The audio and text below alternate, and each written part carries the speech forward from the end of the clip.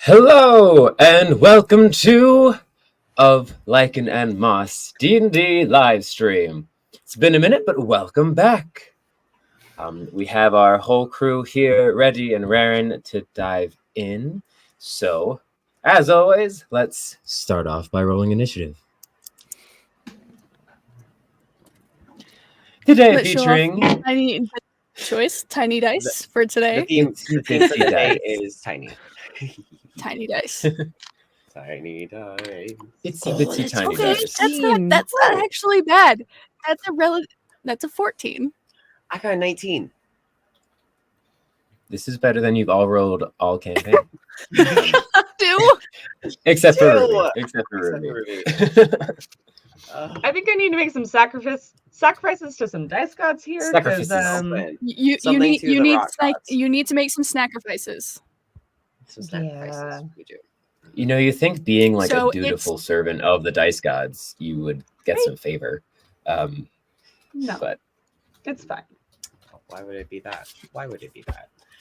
So I got 19. KJ got 14. Or was that screen? I put it in the side chat. I got 15. Oh, good. Excellent. side chat. There's a secret side chat. No. What? No. Okay. Cool. Okay. So it me. There it is. I go first. Yes. Me. I go first. Hi everyone. It's me. I'm L from L in Motion. Today I will be playing Korean $2 Mustel. He is a barbarian bard, and he is a badger, and he is a bit of an idiot, but we love him. So The best boy. the best boy. Here, happy to be here today with all my friends. I just like playing D&D with you all. But that's me. That's who I am. Hey, I'm Scree, your resident paladin wannabe hero. I'd all genders rat. They scream. They be the Scree. Yeah. How's it going? Yeah. And it. KJ. Is my internet gonna be stable enough to let me do this? Yes, We're that's gonna- It fine. wouldn't Already be- reaching out, you guys. We're it gonna wouldn't not be great. a scream. make a new sacrifice to make sure your internet doesn't cut out. Hello, everyone. It's KJ. We've got some shades for Duke because I couldn't control myself. But I play the party's ever flamboyant acrobat monk bard, Duke Alabaster Moore. The sassest The pretty boy. of ferret The pretty twinks. boy. The pretty boy. Uh-huh. Now officially proclaimed in canon. In canon. Yes, it's true. Henceforth forever known as Pretty Boy. Pretty Boy with me. Hello, I am Ruby Griffiths. I will be playing the part of Lavender Nittingham today. More commonly, I just go by Lav. However, I am a roguish raccoon who is definitely wholesome and never gets into any trouble at all. No, of course not. Never. Never. I would not. Don't accuse me of such things, Kurt. Never. I never. Of course not. And definitely doesn't have a vendetta against a goose. No. That goose is going No, to never. cook, man.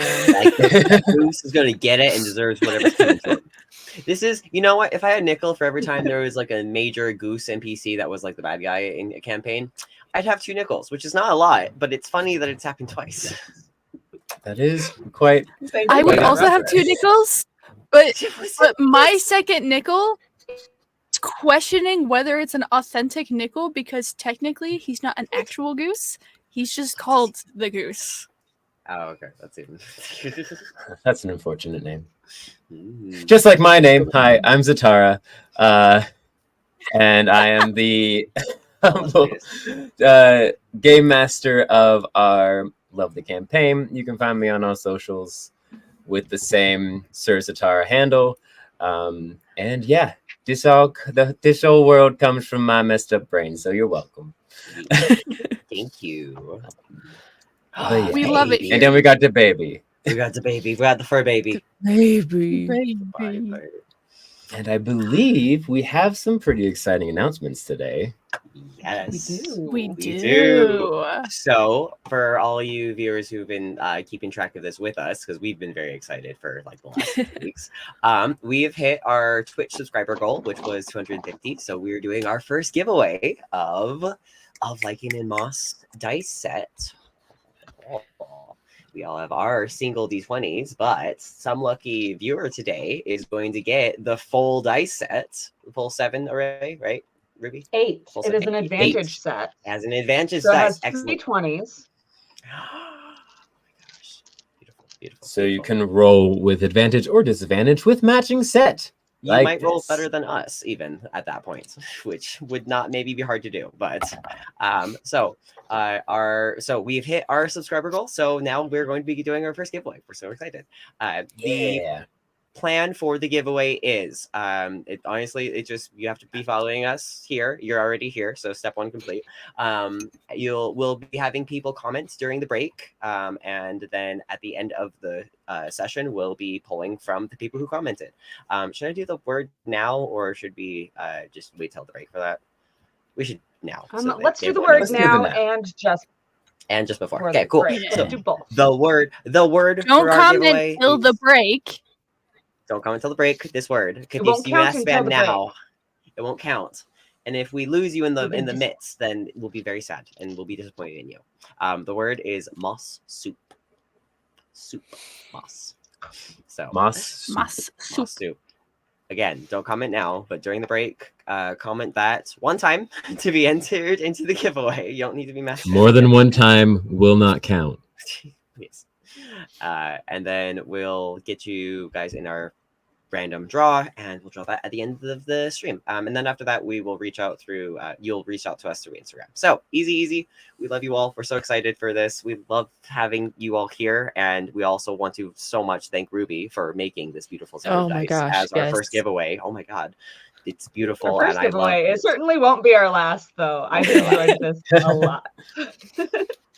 And yes, so that is our major announcement for today. Mhm. And I think that's it.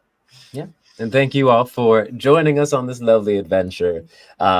There's plenty more where this has come from, so stay tuned. Keep coming. Keep being ridiculous in the chat. We love it. We love you all. And without further ado, I believe it's time for our awesome intro made by the amazing KJ. Da, da, da. Woo. And go.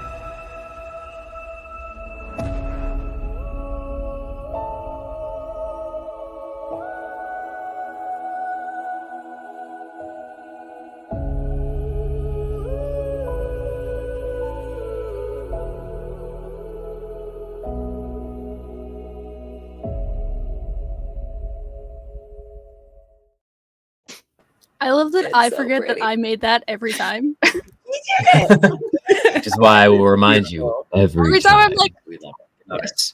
I'm like, We love it. every time I'm like, that's dope as hell. Wait, I made that. Hold on. Because you're dope as hell. Yes. Yeah. And one day I'll It'll be- remember it'll be- to it'll be film a better. new thing for it.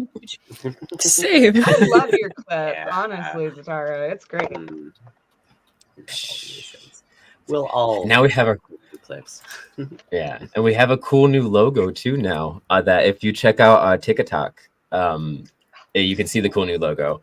But That's for later. let's delve in with our nice little jaunty music. Heading above, our crew met a strange folk, hard-headed shrews, a task not to provoke.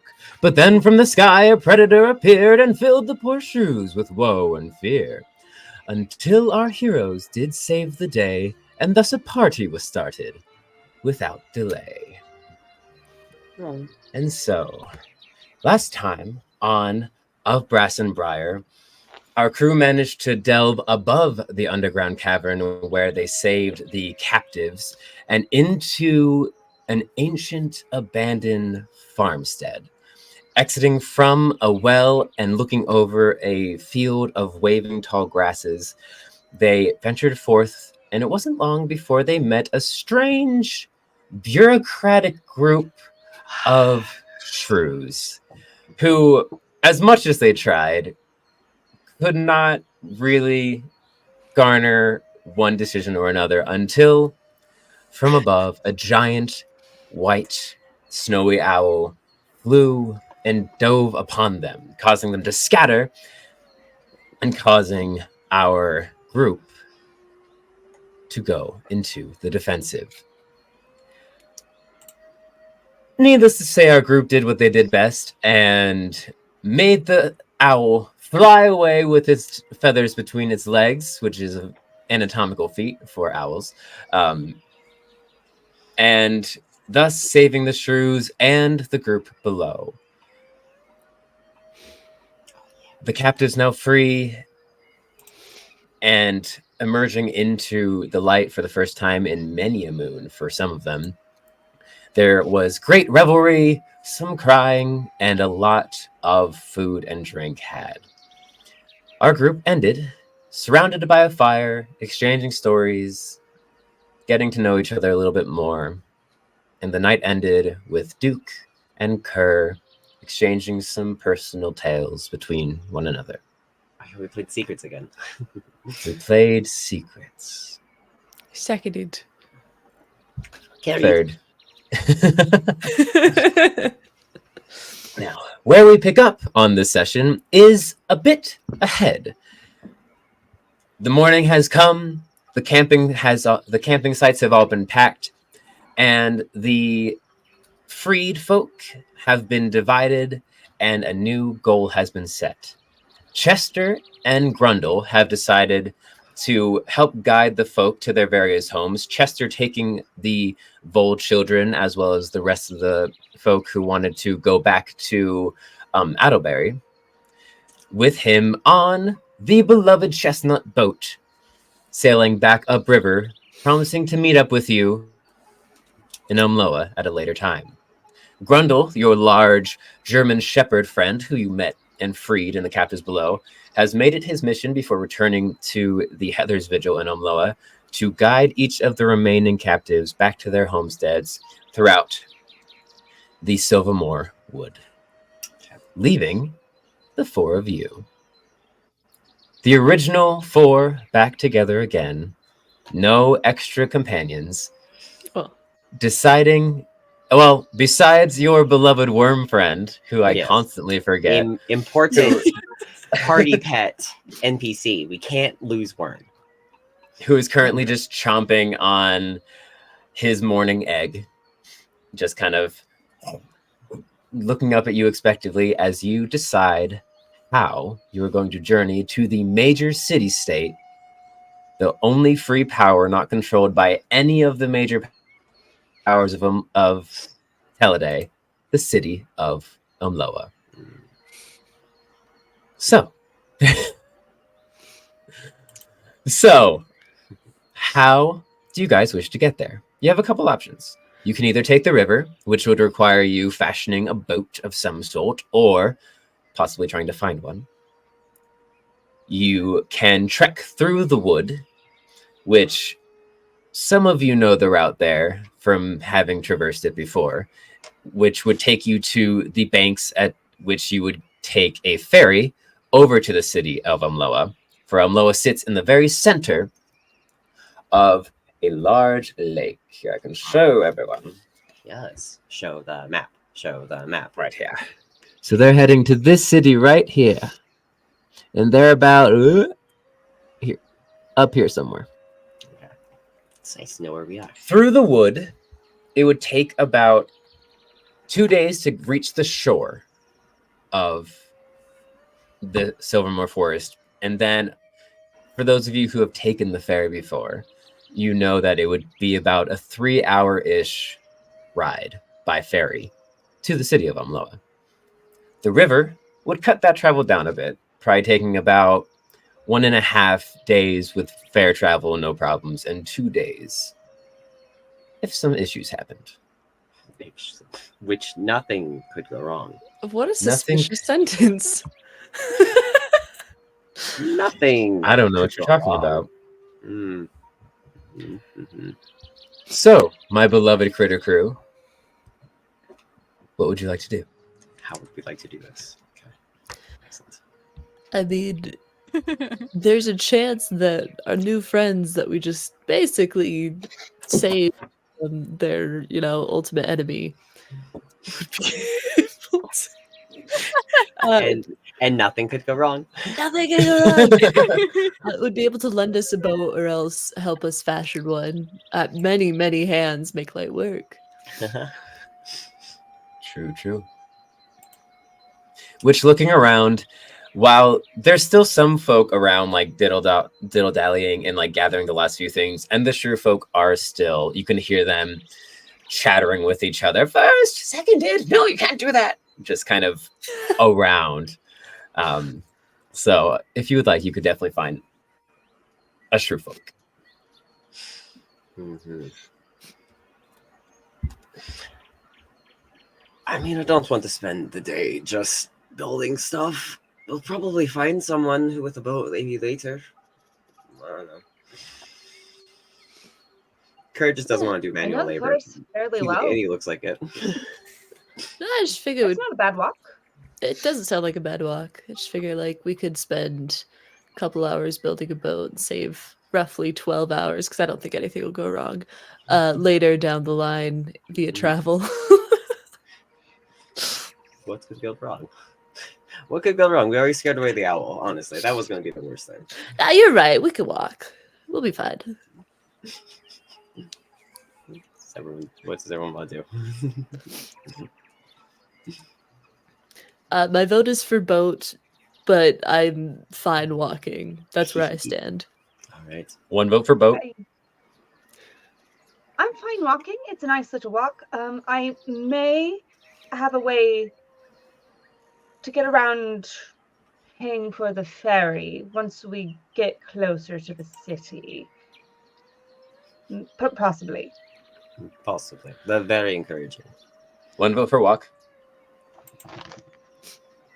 Cutter is also wanting to just like get going, so walking on that boat as well. 2 vote for walk. Duke is We're a just kind of democracy. lounging off to the side, not paying attention to the conversation, but passively hears, I have a way that we could avoid having to pay for a ferry. And like Duke just pipes in for half a second and says, well, so do I, but we're not going to talk about that. And then forgets whatever else that was talked about. With that, Excellent. Scree like finishes packing up. It's like, all right, come on, Duke. Alpine shadow, and starts walking. Fair enough, strong. As the boat with Chester and the children and a few other members of their crew start sailing, and Scree calls out Alpine Shadow, you hear a slight echo down the river from Alpine Shadow. All the kids. Um, I love them, Your Honor. I love Yeah, I will. For like a quick little aside, for like Of course. before the kids leave with Chester and them. yes. Also, Also, if there's anything you all want to do before the party separated, feel free to do that. yeah, just like a quick little thing. So Kerr gets Betty and Benson, and like Mhm. just like does this looming badger like on a tiny scale, so that he's like at like hands on knees, like at eye level with them, because they're like tiny little voles, they're babies. And it's like, all right, you guys, I need you to be brave and take good care of all the others. Like they're gonna look to you now that I'm not to be there. So make sure you show me your scary face. And like feels like a bit scary. Okay. You see Benson kind of goes like, but then Betty, she's like, "Grr," and like gets a little foam around the corners of her mouth. Good girl, good girl. All right, so now big hug, and then like does like literally like wraps them, and then lets them go. From Big over picks Kurt's him up, shoulder big wave back. Look at you. as Kurt lets go from over his shoulder, Duke just kind of leans forward a little bit, gives the kids a wink, and just says, "You guys know what I thought too. You'll be good." Oh no. Yeah, the bards are definitely the right That could ones mean to be so many teaching kids, things. like, That's up to lessons. your interpretation. Fine. Yes, Green? I forgot his name, but which group did the other guy? And I Grundle? think it was like The second Grundle. no, It's Grundle no. the German Shepherd, or no, the No, other no. Jimmy, the other one. Oh, Jimmy? Jimmy and Jimmy the other and the one. other one. Yeah, Jimmy and the Yeah. other one, yeah. They're starting up a band. Which It's going to be group did Jimmy they and the go other with? one. They didn't want to go with Chester because they didn't have any desire to go to Alderberry. So they're currently kind of helping the group that's with Grundle pack up their things. Okay, cool. Yeah.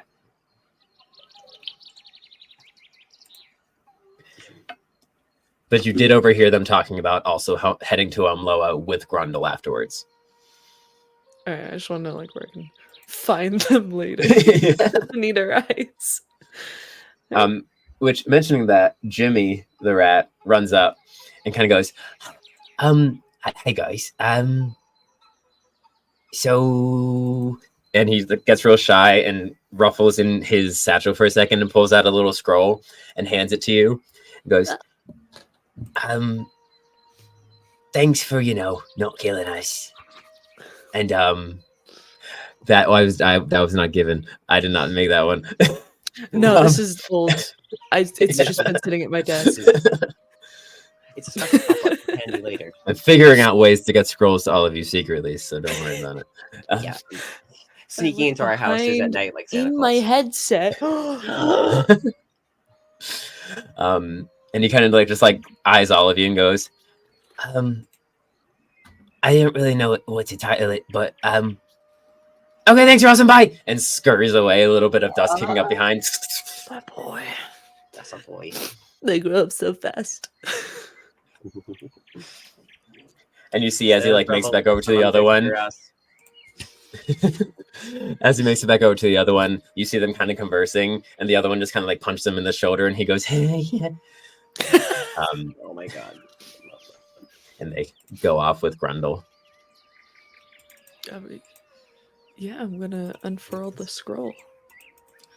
It is a drawing of all of you sitting around a fire with Chester kind of curled into a cat ball at the bottom. And it's pretty good. You feel kind of eerie knowing that he was watching you and drawing you guys while you were sitting at the fire the other night, but it's pretty good. Speak for yourself. I love Fine, it. it's wholesome. Right. It's so sweet. And you just see quotation marks above the fire scene and a rough sketched out arc and a scroll that just has no name in it. Oh, we don't have a group. Oh my god. Yeah, that's fair. No, we don't. Fine. We've only done one heroic thing, obviously, so we're still formulating. We haven't even there's a thought about a group thin- name. There's a in thin character, vertical no. black line in the middle of it that keeps disappearing and reappearing, and a prompt above that says, "What is your team name?" On the little bottom right corner, you see a tiny little like manacle is broken at the bottom with a little tiny J inside. He already has a signature. He's gonna make it to the big leagues. Oh my god. That's what he'll tag all of his things with. Oh. If we don't find an art gallery like 5 years down the line with Jimmy in it, I'm gonna be so upset. We will I for know, sure right? all remember this 7 sessions from now. Yes. Definitely we will. All right. We'll fill that in later. We're not thinking about that now. Oh yeah, no, no it's rush. just we will carefully roll it up and like put it in their pouch, in their bag. And so, with the morning sun rising through, you can see it peeking through the heavy canopy of the Silvermore forest. The silvers of the tall, spindly trees around you, kind of shimmering with the morning dew. You all set out on your journey to the city of Elmohe. So, who's heading this travel? I think Kerr is hanging out in back this time, just to Okay. kind of keep an eye on the skies and just like general perception going. But he's in Okay. back this time around. Scree's got a confidence. Duke's not from around here. He's just I know where I'm going. Scree, you and me want to forage ahead? Absolutely. All right. And nothing So went it's- wrong. So is Scree and Lav in the front. Which one of you two wants to roll a... Oh no, my phone went dark. Oh no. No. Which of you wants to roll a d10 for me? A D10. Mm-hmm. Are you If it's not a feeling D20, lucky, I'm willing I'll to do roll it. it. 'Cause That's from the two people who chose to lead. Excellent. we're using squishy Dang dice. Squishy dice, I believe in it. 5 5. on the D10. Okay. Nice. Solid. So setting forth a little echo of alpine shadow weaving its way through the surrounding brush and bramble, you venture forth through the Silvermore Wood. Some of you haven't been to this part of the wood before. Scree and Lav have, seeing as this is pretty close to the place where they've lived for the past while. But do concur, as Lavender and Scree chit-chat in front and lead you through these twisting trails, sometimes trails even disappearing. You see the tall, spindly trees of the aspen wood grow a bit thicker and wider. Their bark gets a bit more gnarled, and there starts to be a bit more diversity between the trees as you venture towards the outskirts of the forest. The undergrowth is a menagerie of curling ferns and twisting brambles, tall, spindly little baby maple trees starting to grow, and every so often you just see a large blueberry about the size of your all heads just sticking out of these gargantuan blueberry bushes around you. Exactly. Pretty decent, pretty good comparison, actually. Thanks. The birds sing around you. Every so often you see a large shadow and you flinch for a moment, thinking that it's a predator before it just flies past and you hear the through the air. And your first day of travel through the Silvermore Wood goes without issue. Good job. Woo! Nothing 5 went was the right wrong. number. Nothing We went did wrong. it, guys. Settling down for the night, it's easy enough to find a it's easy enough to find a place to settle down and hunker for the night. And you gain a long rest, not that you all needed it. And your second day of travel begins. Scree, it's your Yeah. turn to roll. Uh, D10. 9. 9. Okay. Oh no. I'm sorry, What DM. was that reaction? DM. The DM reacts. Sir? The second day, you arise and there's a mist clinging to all the trees around. Not a heavy mist that obscures your vision much, but just kind of a drifting mist that adds a little bit of mystery to the wood around you. The birds are a bit quieter today, and the sound has been replaced with crickets and the screams of cicadas in the wood around you. Yes, Screed? As they kind of like, are we okay to just like start walking? Yeah, of course. You can walk and talk. As we do like start walking, Scree starts like, "Huh!" and then turns to Lav like, "Oh man, I almost caught it, but I missed."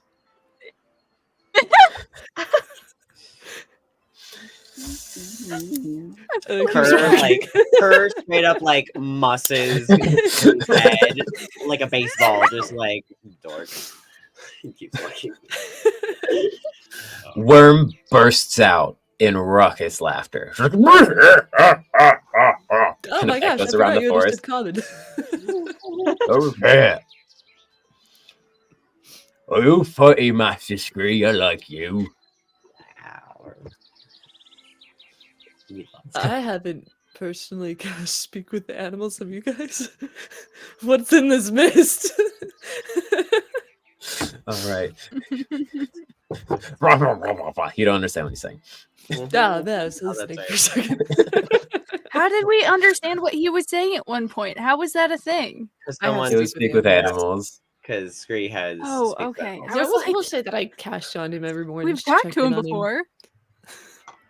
Yay for paladins. But anyway, that's all I wanted to do. Not We can today, continue though. walking. Today we will not understand him. Continuing through the mist, the chuckles of Worm echoing around, and the mist swirling, obscuring your vision a little bit further out. It makes your vision less distant. You start to see shadows every so often fade in and out of the mist. Just of creatures walking by. Nothing that seems too untoward, but definitely has you a little bit more on edge today. You travel for Love that it's about... described as lowering our ability to see things, but Duke doesn't notice the difference because this is how he sees things normally. It's true. You travel for about 5 hours. Unimpeded, just humming, chattering to yourselves, picking up various knickknacks and baubles and herbs from your travels through the wood. It's a very lush wood. It grows heavily and hardy, and a lot of the things that grow here are useful in many ways to those who know what they're looking for. You can kind of start to understand why Willow made their home here in particular, and why she would often spend days to weeks out harvesting and gathering from the wood around. It's about as the sun just passes midday that you hear a slight humming coming from the distance. Just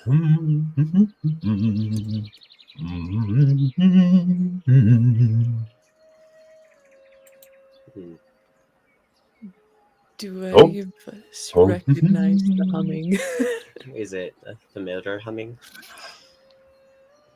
Make a, like, do you recognize the song or do you recognize the voice? I want to know if I recognize the song. Kerr wants to know if he recognizes the song. Doesn't care. Make Duke wants to know if he history recognizes the check. or the voice. Ace. Make a history check, and then those wanting to recognize the song make a history check. Those wanting to recognize the voice make an insight check. Oh, that was. This is gonna go well. Great. Oh, what's my insight? Oh shit! Wait a minute. Also, apologies- apologies, tiny chat, dice for any- pulling through. Nice. Apologies, Chad, for any coughing. I am coming over a cold, so my bad. Okay, history check. What did you roll for your history check, Kurt? 5. I rolled Five. a 6. I rolled a 6. It's a 5. Nat 20 for a 21. Hey. One bar Okay. covering for the other. Kerr, there's points where you think you recognize it, like you recognize the melody, but then it switches in a way that you don't recognize. So it more confuses you than anything. Duke, Excuse me. you don't recognize the voice. But as the humming continues, you kind of recognize the song. You've only ever heard it once. And it was, you were half asleep when you heard it. Oh no, I think they're frozen. I thought they were just looking really intently, but I think they're frozen. Same. They have become in one with the force. But they're typically watching the stream too, so I think they'll hear this. Yeah. You only heard it once when you were half asleep. Oh no, maybe not. Oh no, we lost them. Oh no. It is a black void. No, nothing Black- can go wrong. I just love how it's Everything perfectly went wrong. timed every time. It's always when we start to do rolls. I swear. So the humming gets closer, and as Duke, oh, you're back. Welcome. So you've only heard this once when you were half asleep, and it was a night that the circus camped somewhere that they didn't typically camp. It was right after a incursion with the Crimson Branches, which didn't go all too smoothly. So the leader of the circus was a bit on edge, and so you decided to camp out somewhere different to kind of throw them off your trail a little bit. It was a misty night, and the humming kind of wove its way through the campsite and disappeared rather quickly. And when you asked about it the next morning, not many other people heard it, except for open up Google Doc. The copious amount of Feel NPCs we force our DM to juggle with. Yay, backstories. Except for Endosia, the leader of the Okay. leader. Mm-hmm. When you asked her about it, she just smiled and twirled a new pipe that you didn't notice she had before in her fingers and go,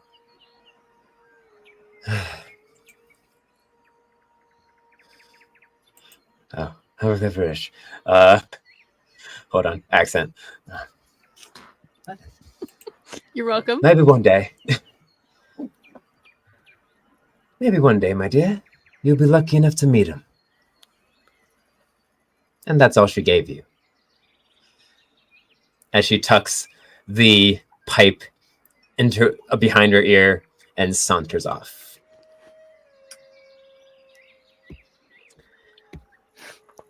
Kind of having that memory surface and flash across for a second in familiarity of the humming.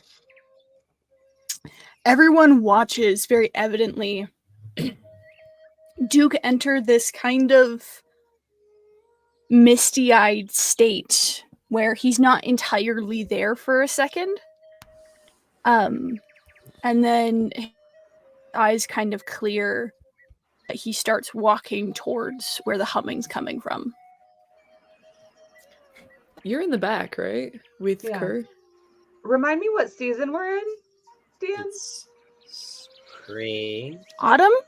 Right? Oh, Autumn. Yep. winter. We're in autumn. We're like okay. entering fall. So it's just getting cold. Okay, no snow yet? Like it's at the point where some nights, like just based on history, you would recognize that there could be snow any nights, but it would be like a very light flurry just because the nights would dip into that level of cold now. But the days you still wouldn't get any snow at this point. Okay. I did roll a 17 on insight to see if I'd recognize. The voice. Oh, 17. Okay. Um,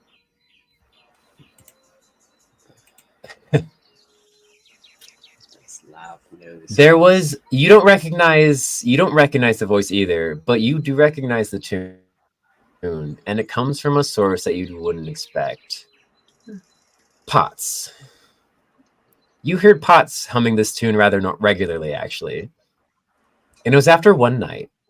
He came back to the orphanage, blathering on about this mysterious figure he met, and holding in his hands his brand new banjo that only has 2 strings, one of which is broken. And ever from that point on, you notice that his playing always became a little bit better.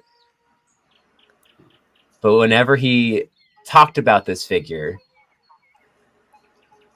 he could never give you a great description. And every time you tried to like push him about it because you are nosy, or whenever anyone else tried to pick his brain about it, he'd be like, "Oh well, I mean, he was just a big tall guy. Yeah? He's just big and tall."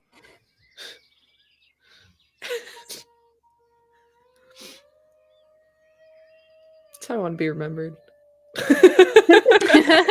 That's the shortest party member. Yeah. Sure. I Remember? said what I said.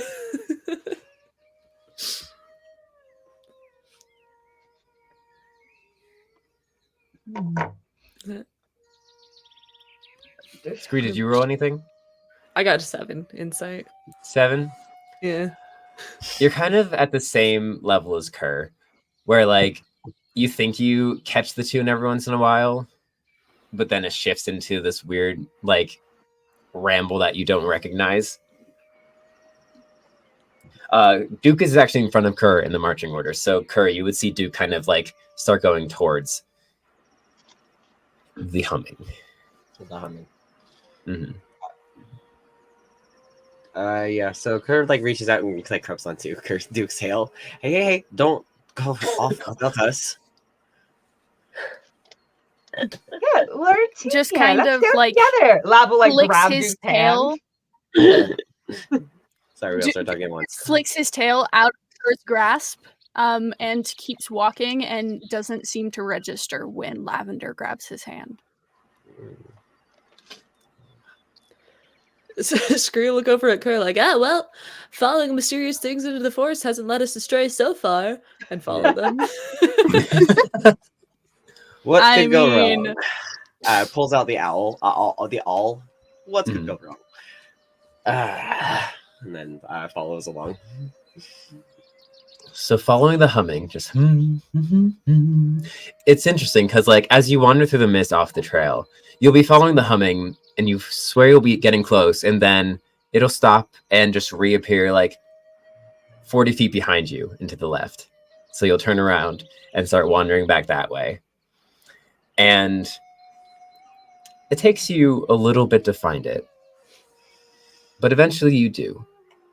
And as you enter in and get close and the humming starts to kind of envelop the space around you, you smell the smell of freshly poured vanilla just envelop your senses.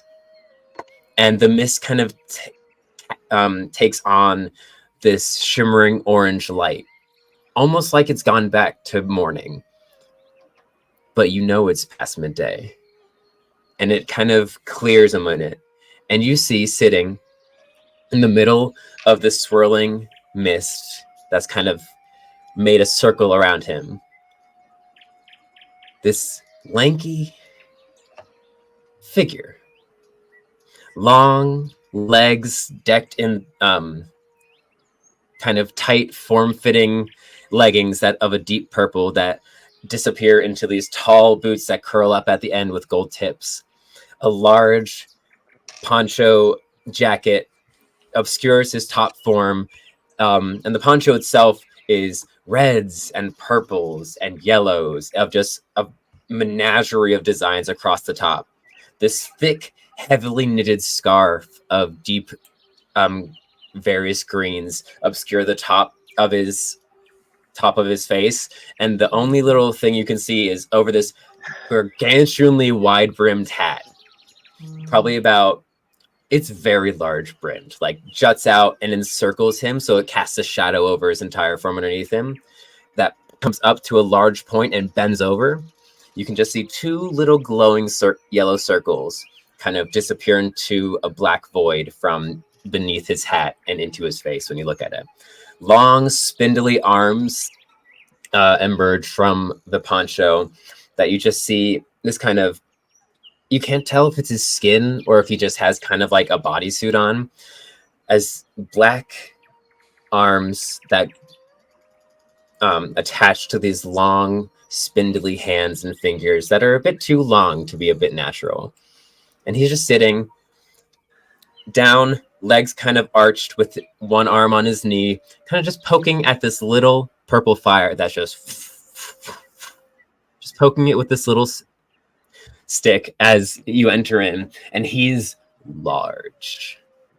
Out of all of the creatures you've met thus far, he's spindly and thin and lithe, but he is large, taller even than Rudmouth the Fisher that you fought earlier. So about how many curs tall? Yeah, like 5? He's about 4 curs tall. 4%. But he's sitting, so he's like, he kind of looks like, he's like spindly like a spider, so his limbs are kind of like folded up on themselves, but he is just, and you don't feel fear or nervousness when you look at him. You actually feel really calm when you walk in, and he just looks up at you. No facial features to be seen, his face completely obscured by the scarf and the large hat, just the two glowing eyes looking out. And you just hear the humming stops, goes, Ah, welcome, friends. Come, sit a while. I have wares if you have things to trade. And any of you who wish can make a history check, or an Arcana check if you wish. What were you gonna do, Scree? No, Scree just walks over and plops down. I like your style. Punch a big scarf, I get it. He looks at you and goes, Ah, a fellow fashion-forward fellow. No, Pleasure. Hair behind the ear. And as you sit next to the fire, you feel a bit rejuvenated, and you gain 2 temporary hit points. Oh, damn. Come on if I do. Okay. Lav will kind of hum along the song since she knows it decently enough from all of Pot's playings since it became one in his rotations. She's humming along with the song. It's not many know the tune of the Raven and the Druid. Very kind, very good. It's lost to this world mainly. Have we met before? I don't recognize your face. No, we haven't, but one of my brothers, it was his favorite tune. I think he may have learned it from you. Possibly. I meet many of folk on my travels through the realm. What did he look like? Oh, scraggly fellow. Very wormy tail, always an unkept head. Blossom folk. You see he leans back and his arm drops the stick into the fire, and he kind of slowly, all of his movements are rather slow and fluid, and he just reaches back into his poncho and pulls out this long pipe and sticks it through the scarf, like he weaves it through a hole in the scarf and draws in, and you see the smoke just kind of billow out of the top of his hat through the various like holes between the wicker. He goes, ah. And as this mist escapes, it takes the form of a few different figures, as if his thoughts are apparating into vision in the smoke. And then you just see one little scraggly possum with a banjo skipping down the street and playing a tune. He goes, ah, Potts from Elmohe. Interesting fellow. That's so I hope his gift served him well.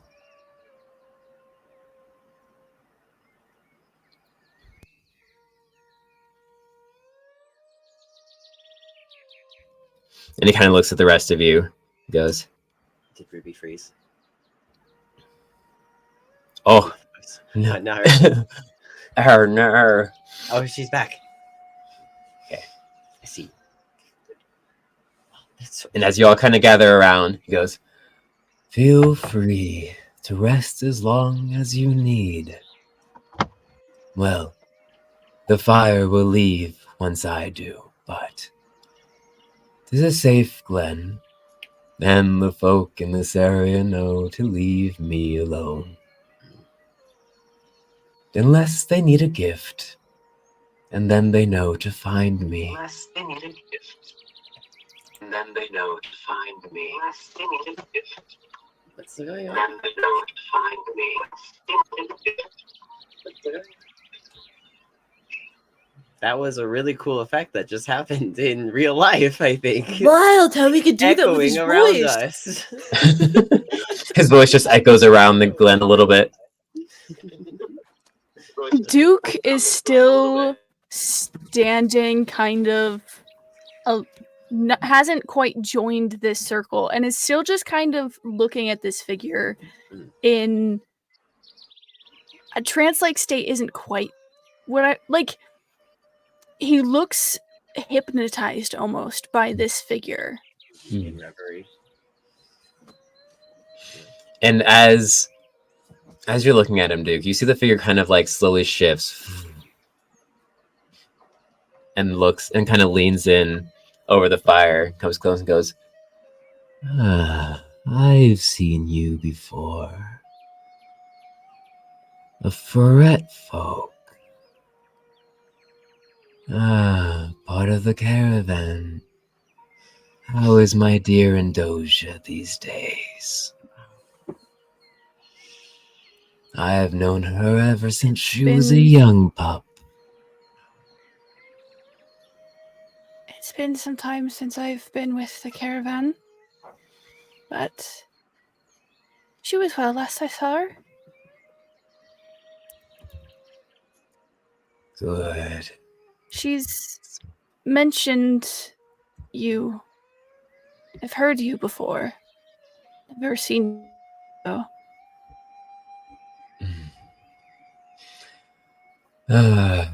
Not many do, to be fair.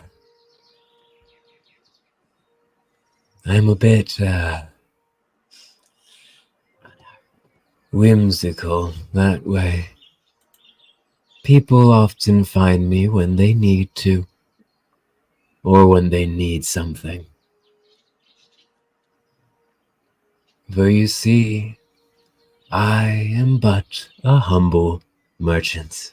And he kind of waves his hand, and on the outskirts of the ring of mist, you just hear and these pile of boxes just start apparating. And there's large boxes, small boxes, boxes that are a bit oblong in shape, various labels across all of them. And he goes, how rude of me not to introduce myself to new friends. I am the Lord of Boxes. My favorite NPC. I gotta say, this might be my Gonna new make me god. eat dust.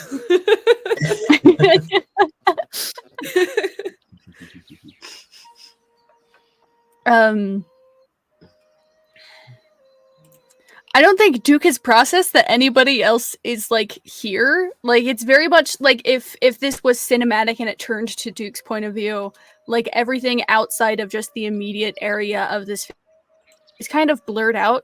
Like he's aware that other people are there because you guys have been talking, but like it's this kind of warped sense of perception just because he's entered his head, like he's in his head right now for some reason. And it's just this you've never seen Duke quite like this. Like it's very interesting to watch because he's been very confident in himself and very a matter of fact with how he presents himself and how he talks. And this is entirely new.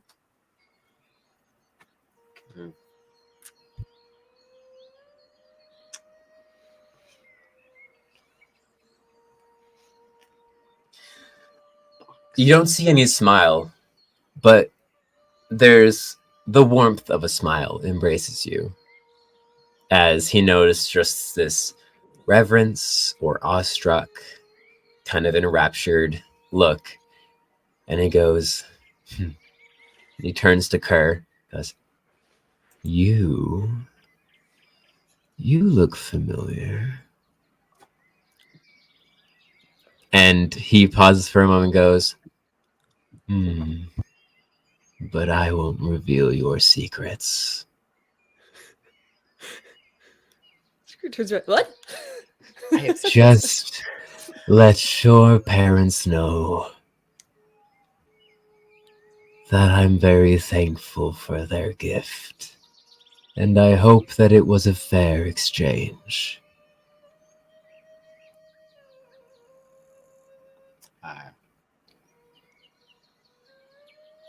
I'll let them know next time I see them. Wonderful. Kind of pulls back, leans, kind of his spindly arms extending, and he leans back onto his elbows. His legs kind of go and lean back at either side of the fire, more smoke emerging. And for a moment, you see two older badger folk kind of take shape in the mist, walking down what seems to be a gilded hall. And you're watching this as the mist suddenly shifts to a well-cropped mouse folk, two large ears with one notch out of one, in full plate armor. And Scree, you look, and his eyes are on you. Or at least you think they're on you. But they're actually eyeing the sword on your back. He goes, You're not who I gave that to.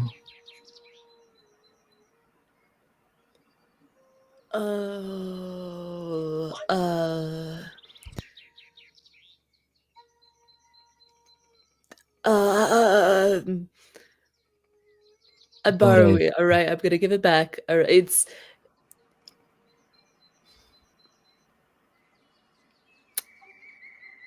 And he holds up a large hand, which is as large as your entire body, Scree. yeah. And he goes, I believe it's found its proper home. And he folds his fingers, and you see that mouse figure above kind of nod and disappear.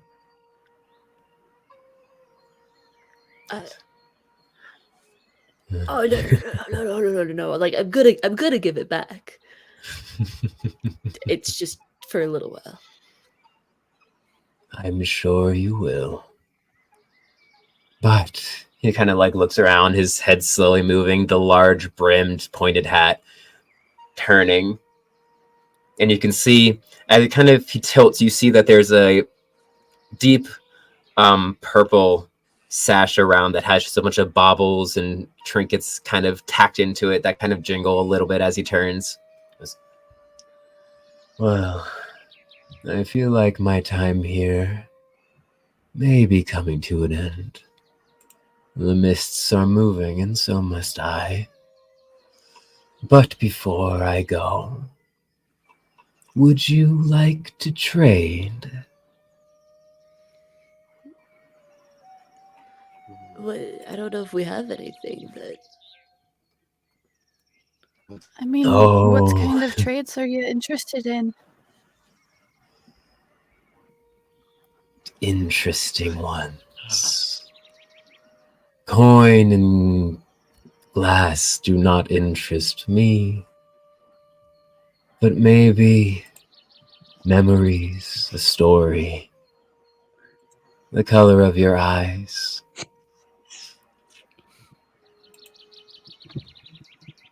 The tray typically matches the product. And he snaps. And it's shocking at first, and then just kind of dissipates into the mist as the boxes open, and you see just a menagerie of items. To the point where you think that if there was any particular thing that you were looking for, he most likely has it. Dang, I should have read up on my magic items. There's a Same. few. There's a Kerr- few interesting things that look rather mundane as well. Sorry, Kurt, go for it. Well, yeah. Kerr, because of thinking of his parents now, kind of like has his hand on his like the broken like the lute or like the guitar that he picked up that's like very like basic and just like because he picked up a new one because his other one got smashed. Thinking of his parents again, like his mind goes into looking for something like an instrument, like a better one of his kind of, or just thinking about how the old one meant so much to him, and this one he's like barely touched because it just isn't the same. Is there anything like that? Looking around, you see kind of like as you look at these boxes, it looks like you're not seeing what you want, but then as you start to solidify that idea of what you're interested in, there just starts to be more and more infused in the boxes until every box you look at is just brimming with a variety of instruments.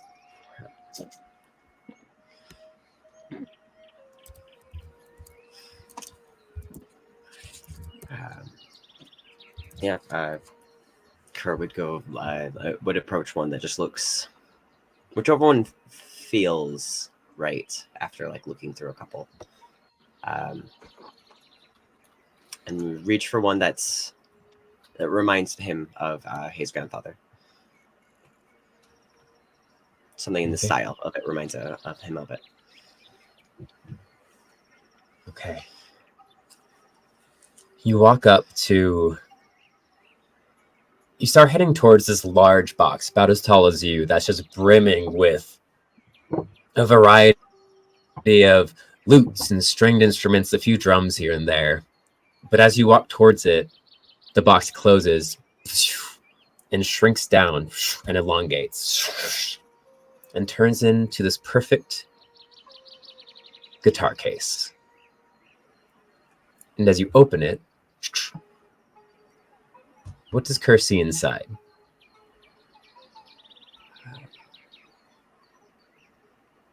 It's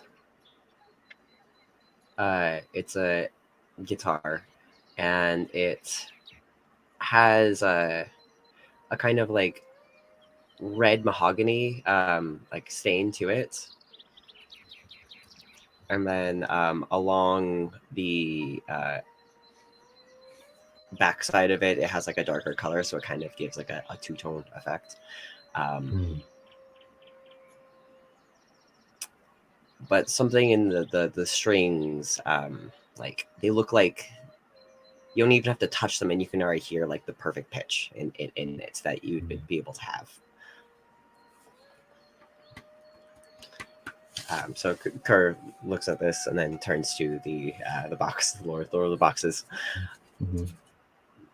What would I have to trade for this? First, a question. When you think of the person who that reminds you of, what is your first memory of them? What emotion? What personality trait?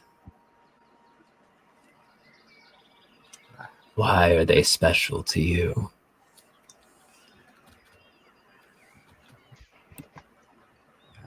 My first memory of my grandfather. I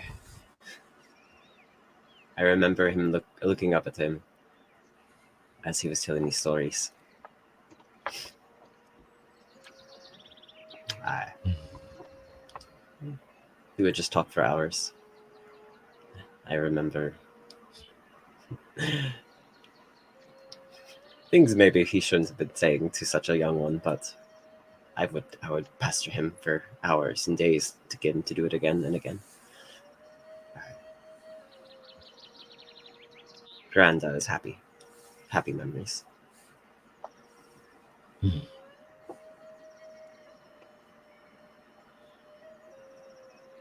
For for a gift such as that, but a simple trade. So he kind of inhales long on his pipe for a second. Yes.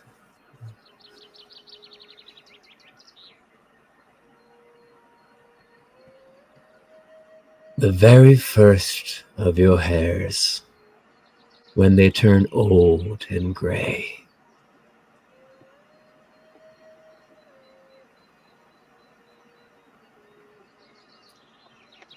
Those are yours? They're mine. Is that a payment later then, or now? Later. I'll find you.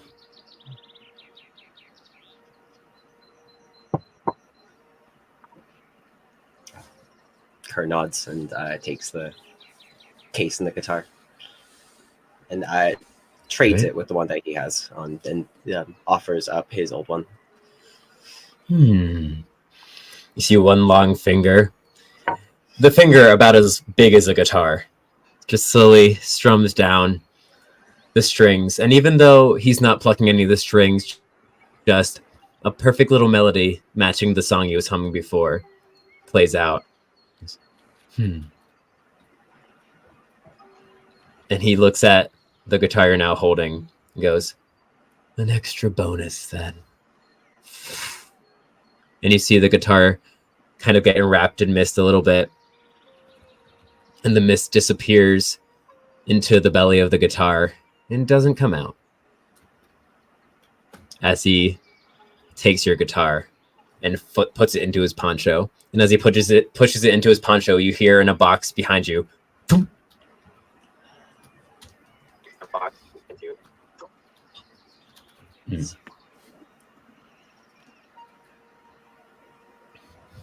looks at the rest of you, and that same warmth of a smile embraces you all.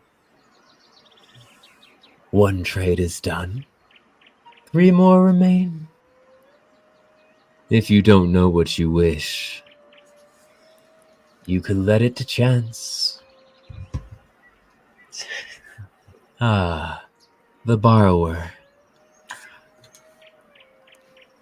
Scree kind of like has been just digging through stuff and assuming there is such a potent supply of things, we'll pull out a poncho that was made for a creature slightly larger than Scree. And run up to, which I'd like to like out of game discuss the logistics with you later, depending on what you deem fit for the thing. But we'll run up to the creature and be like, hey, like gesture, like come down here, come down here. And we'll whisper to it what I just sent you over Discord. Secrets. Secrets? Scrickets. There is nothing but hope in Scree's eyes, is like an excitement.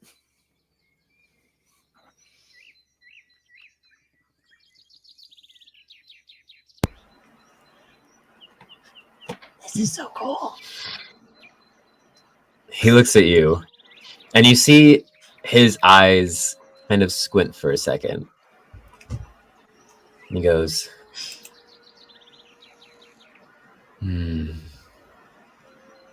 well, tempting it is.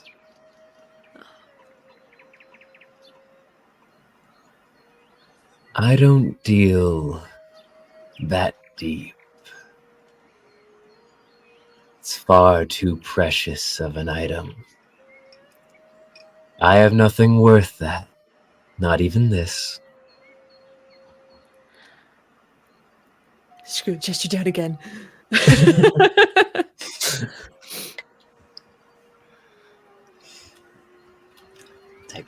Type.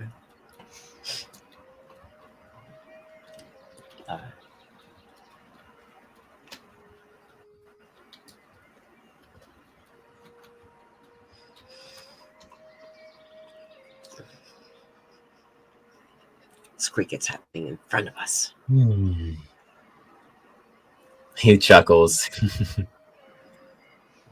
Very well. It's gonna be like kind of like bow and go sit with. One more condition, though. Yeah. Only when it is your time. And when that time comes, you tell me all of your stories as well. Screw lights up. Yes, my liege. Oh. Not knowing what pronouns it I mean, they said Lord of the Boxes, right? Lord of you're so Boxes. right. Yes, my lord. Box Lord. I am the box ghost. But and you see, he just raises a finger and places it on the very top of your head, and you feel a warmth kind of disperse through your Fingers kinda, body. like, flatten a little bit to allow finger. Yeah, it's very large, and you feel like, even though it's massive, there's no like overbearing weight or anything. It's just a very light. And he nods. Enjoy your trade, and I will look forward to mine. He just like nods and goes and like sits back down by the fire. He turns to the rest of you, and the rest. As Kerr and Scree have been doing their trades, Lavender has actually taken out a kettle from her bits and bobble bag and has begun heating water on the fire. And into the kettle, she's pulled out a few different little herbs that she's placed in. And I'll take the kettle from the fire once it starts steaming and pour it into a cup and hand it to the Lord of Boxes. This tea, which I think you would rather enjoy, was Penelope Knittingham's favorite on particularly foggy mornings in the city of Elmohe. She would always brew herself a very large mug. And You see, he holds out a finger, and you kind of place the small in comparison mug into the tip of his finger. And as it places there, he looks at it, and you see it slowly start to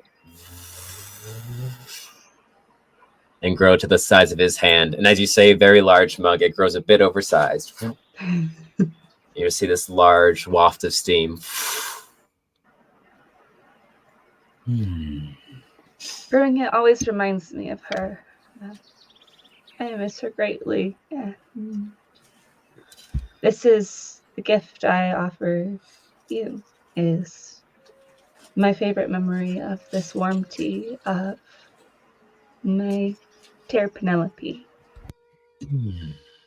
He pulls it up to his scarf, and his spindly fingers kind of weave in between, and lifts it up. And as he does, you still don't see any discernible features beneath, just that kind of blackness beyond.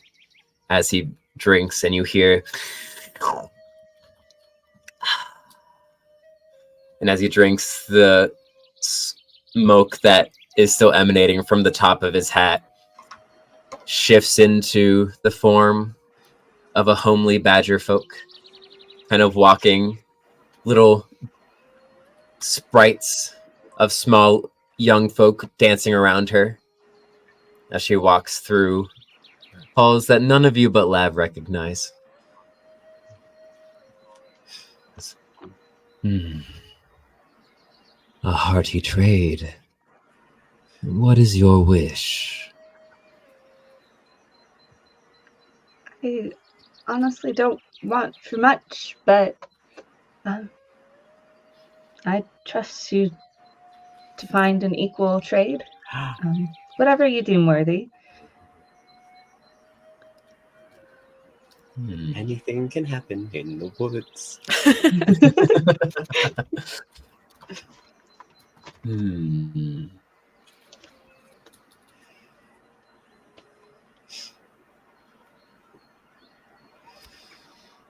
He thinks,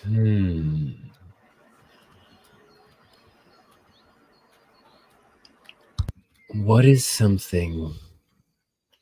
And he pauses for a moment and looks at you. And you see the mist that of the dancing children around the badger. The badger walks away and the children all leave, leaving one remaining child standing there alone.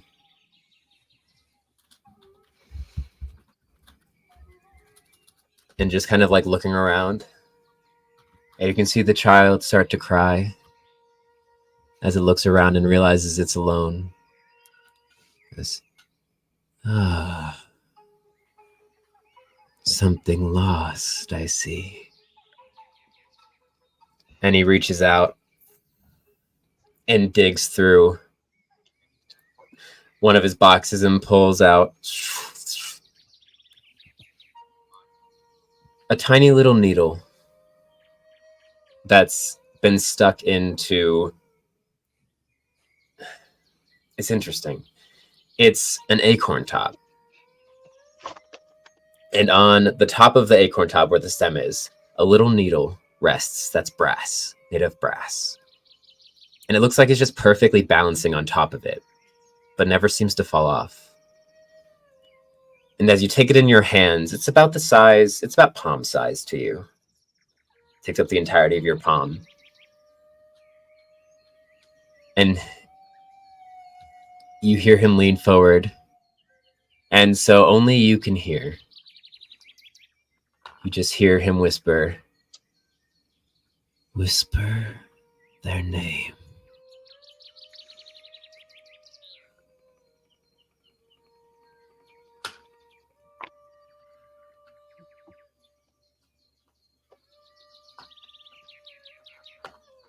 And as you do, the needle spins clockwise and then counterclockwise and then points in a direction. And as you turn, it continues to point in that direction. He goes, the forces at B block my magic fully, but this will guide you to what you need to find what you want.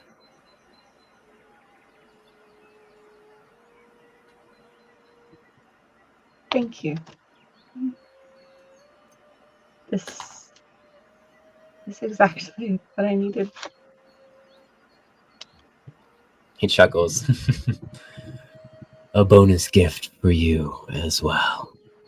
And as you step back and pick up the teapot, you see, as you remove it from the purple flame, on the very bottom around the brim of the teapot, there's kind of an embossed purple flame now.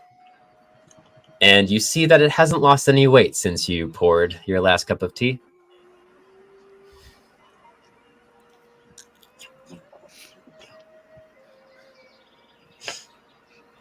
Lavender will take it and pour a cup and hand it to Scree in the group. Pour a cup. Take one down, pass it around. And it doesn't lose a single ounce of weight the entire time. Never. And the tea's hot. The perfect temperature, actually. In the ever flowing pot of perfect tea. Wait, that's perfect. It's beautiful. And he steps back and then turns to Duke. Goes, "Oh, daydreamer. You're the only one who is left. The mist is thinning, and I must leave shortly."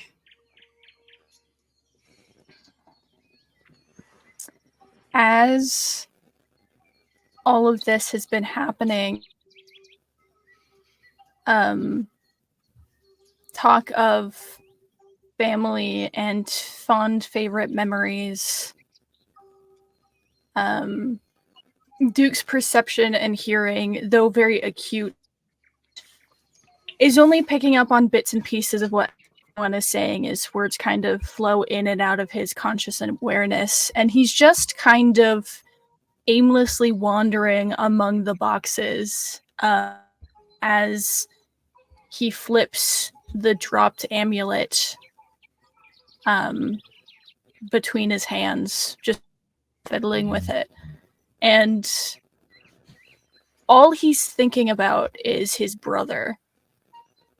And as he's looking at things, he'll see what for half a second looks to be a signature costume piece that Jet used to wear, or one of like the old play toys that they used to have in childhood, things like that just like bring back more and more memories of his brother.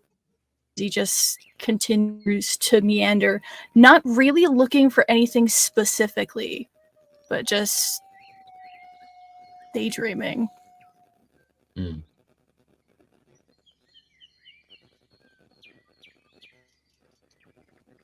And as you start looking through these boxes, you start seeing that the Lord of Boxes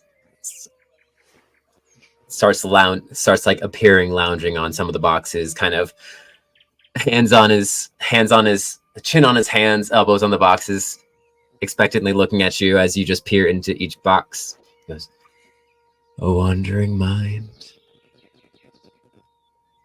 What are you hoping for?"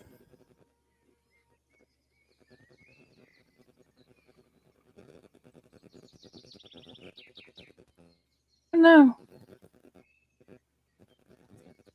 Hope, maybe? Answers?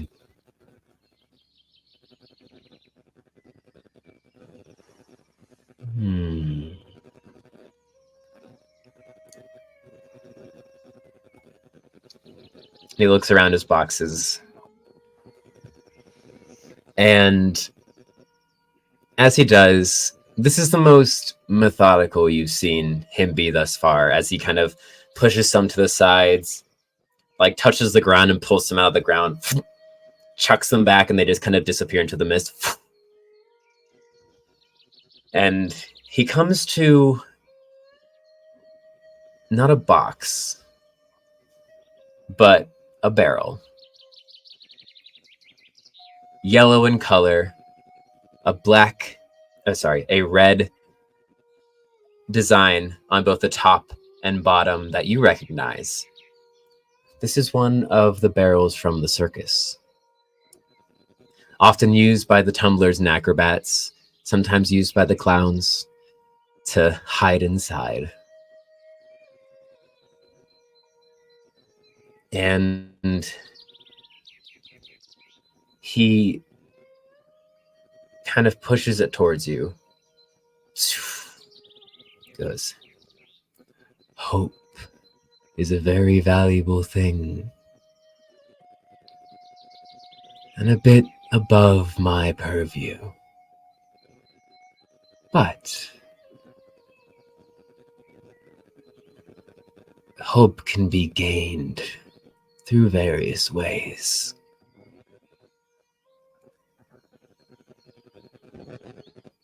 And he just hands you a small key that you see is in the shape of two ferret twins, one connected by the tails, one down and standing on on their hands, and the other standing on a bunch of shoulders. And the one that's on the shoulders is holding a small, like the top of the key. You go, think hard, think true, and open it when you're ready. And he grabs the barrel and it shrinks down. And he hands it to you.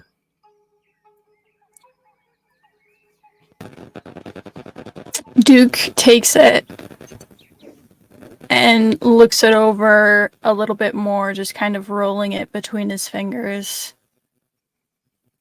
before looking back up at him.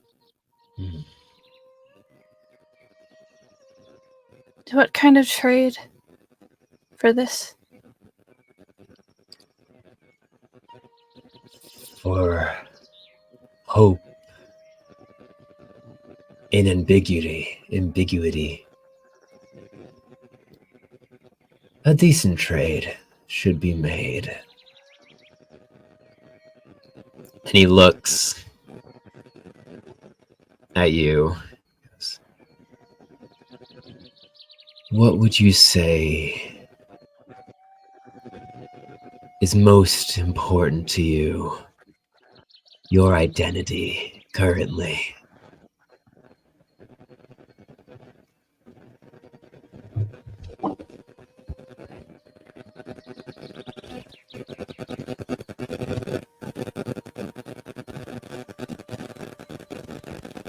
Most important to his identity currently? What a question.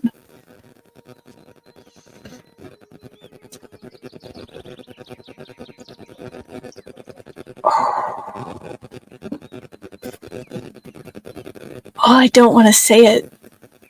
You can message me it.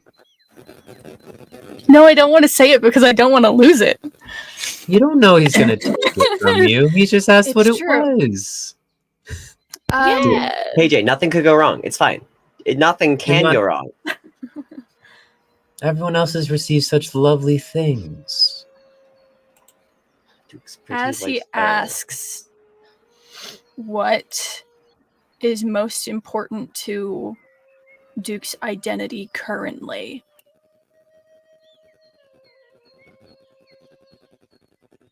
he'll catch Duke's eyes flit up towards his forehead. His diadem lays across his brow. And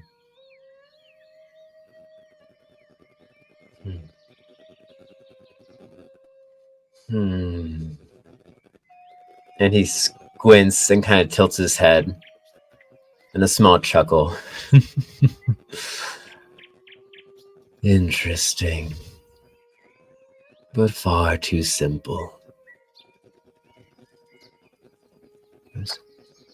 A better trade. And he reaches out and touches you right between the eyes.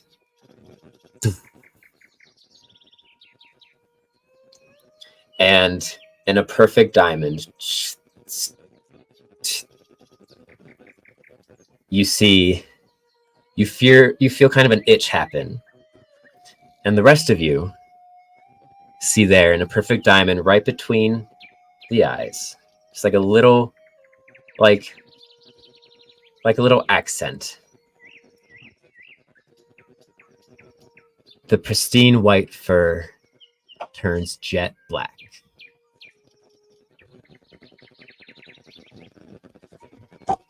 And Duke, as it's just like a little tiny diamond. And as that happens and that itch disappears, you breathe in, and with your heightened scent, you smell your brother. Fuck.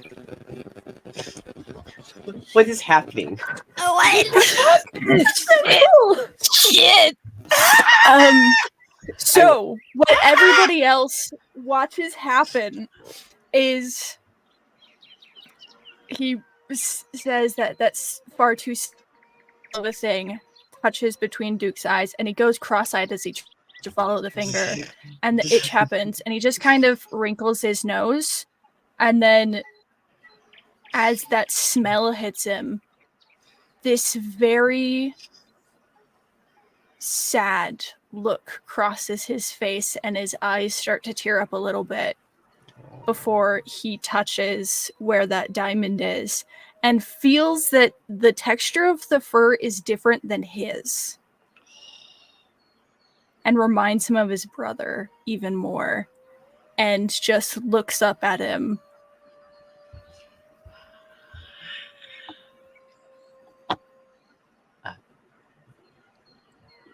While the person was going in, or the thing was going in for like the touch too, like Kerr's fur like bristled up, and like he was like reaching in to like try and grab Duke back, maybe if he felt like it was going to be dangerous, but like everything settled, so he like hair is still like up and bristly, but that's also happening in the background. You see one of the golden eyes blink out for a second as a wink crosses the void of this figure's face. He goes, sometimes the payment comes as another gift, I suppose. And he walks backwards. He goes, it's very kind to meet you all. Ah, there was one more. And you see Worm just kind of waddles up. Worm! Boy! What does Worm want? And he see the figure leans down and goes, a dutiful friend you are. And you see the color of his scales shift.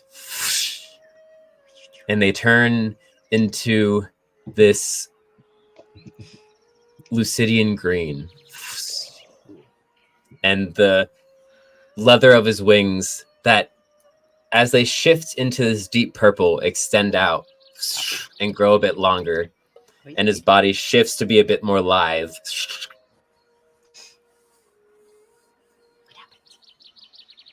And he goes,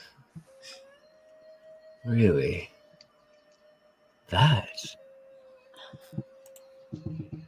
I told the one over there that's far too precious of a... Oh. Screw's ears peek up. Worm, are you stealing my ideas? I see. And he looks towards the rest of you. I need the four of you to touch his forehead, please. Okay, Worm, come here. Alright. Okay. Boop. I think Duke is like, takes a second for Duke to register what just got asked because he's still focused on what the fuck just happened to him, and eventually just does touch the forehead lightly. Is Duke going cross-eyed trying to look at that like patch of dark fur? No! Oh, but his, like, there's that misty look in his, like, he is not home. He's not home right now. And there you are. Your price is paid. Such a dutiful little pet. And he pulls back. Goes, very well. And you see the mist now. You can see the trees starting to merge. Your vision is clearing around. And almost as the mist clears, the visage of his body starts kind of becoming translucent as well. He goes, ah, one more thing for the group. And he pulls out a long cord from his poncho and kind of waves it. And you see just this pristine rope that's kind of silvery. And as he tosses it up into the air, it wriggles and swirls with its own life and lands and kind of waves back and forth and looks at you all. This like 50-foot length of rope. And goes, if you teach this rope knots, it will remember how to do them. Oh, that's cool. For the entertainment, my gift to you. A rope of shibari. No. No. And as the last visage of his form fades, his image fades from the tips of the limbs into just the eyes. And he goes, you have quite the journey ahead. I can't wait to see how it unfolds.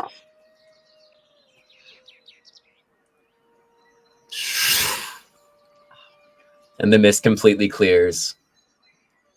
And you all start to hear the sound of water around you, lapping against the shore.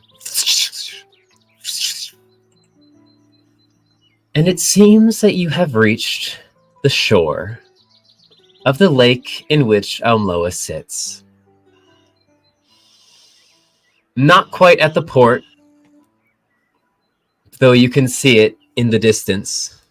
Just a very basic outline. It's still pretty far away, but since it's a clear shot, you can see it. And in the far distance, about on the horizon, right at the curve of where the lake sits, you can see the jutting form, swirled in mist, of the city of Elmohe. Its green glow emanating as a beacon of your next destination. And that is where we will take our break. And what Okay. do people I do feel during the okay. break? Hold on. Okay. So much just happened. Hold on. Before we get serious, I have to throw this in there because I'm Yes. gonna lose my mind if I don't. Any nut you teach this will remember. What above it? Any not? Any knot you teach this rope will remember. Uh-huh. Mhm. The- The knots that Duke Don't let knows. Duke have the rope. Do not let Duke have this rope. Terrible. He's an Terrible. acrobat and has had some very interesting escapades. Uh-huh. Don't have that rope. So before we take our break, what do people need to comment to enter the giveaway? Yes. So, as So- we enter our break, Yeah. So Lim, So I'm going to drop something into the chat now so people can just reference that. So comment one time if you'd like to be into our giveaway for the most beautiful lichen and moss dice set. Yeah. Sparkle. I don't know where mine sorry. went. I'm sorry. I'm slacking, you guys. This So- is one of the D20s from the set we're giving away. Excellent. Good. So yeah, everyone who wants to be a part of the giveaway, comment now. We have people commenting. Love you all so much. And then we're going to gather everybody and tally them up, and then we'll do the random draw at the very end of the episode. So stay tuned for that. Just and stick then around to figure out who won. Stick around, My and soup, then my soup. we'll make details about getting details at the very end. But yeah, we yes. love you all. And no, caps do not matter. Caps don't matter. No. Just one comment. We Just don't matter. will Yeah. see you guys in 10 minutes. See you in 10. Bye.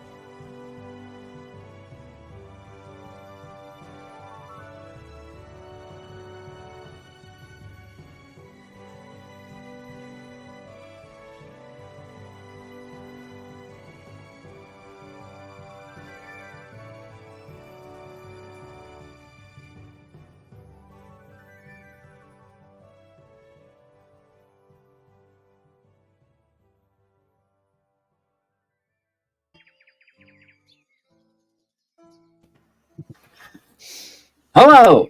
I'm not actually ready. I just gotta turn off the big light. I'll be back.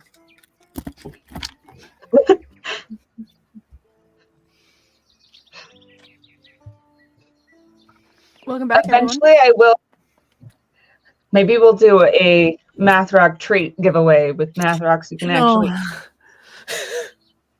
Ah, yes. Because I do make candy dice.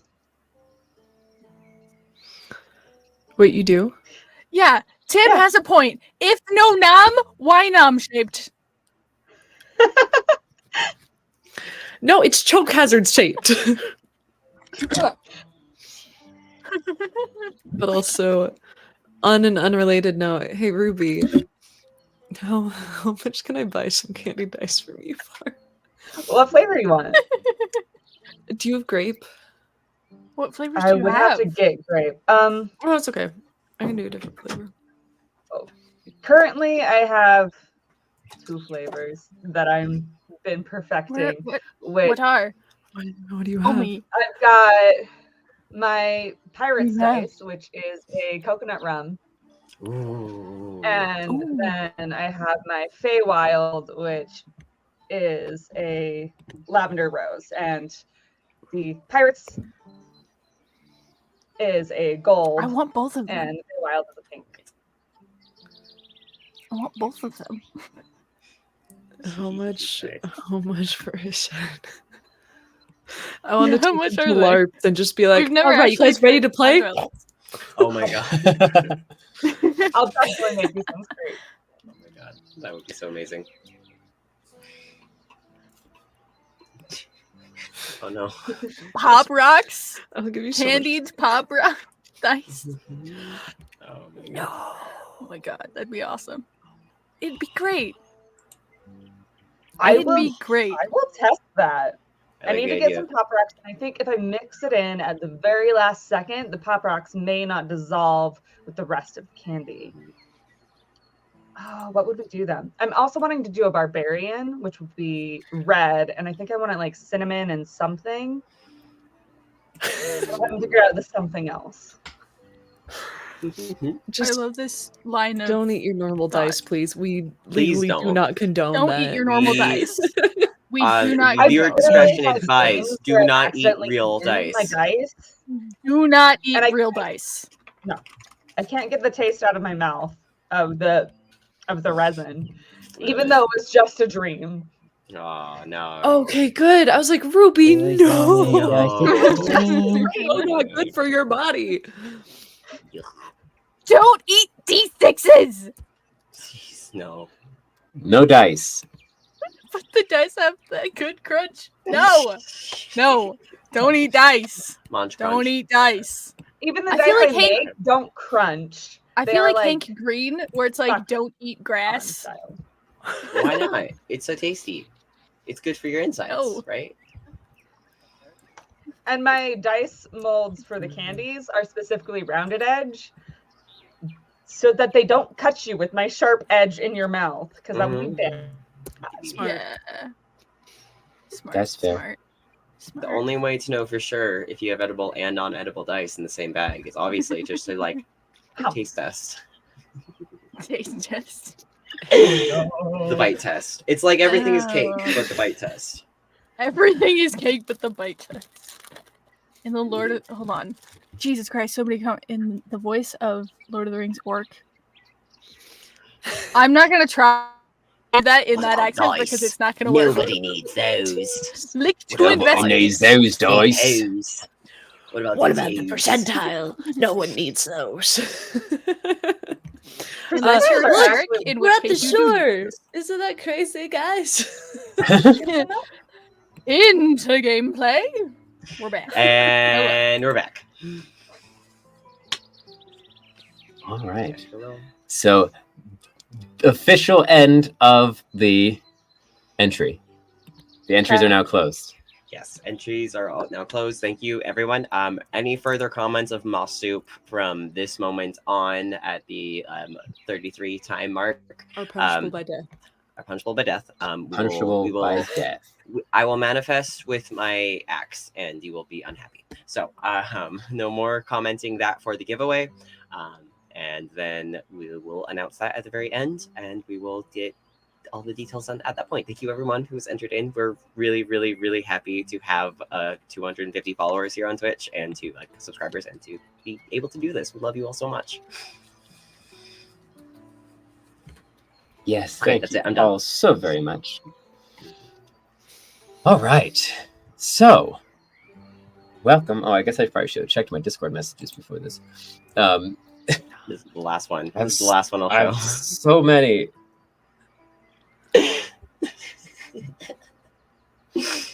Okay, last one. I do not subscribe to these We are not a facts. doctor. We are not a doctor.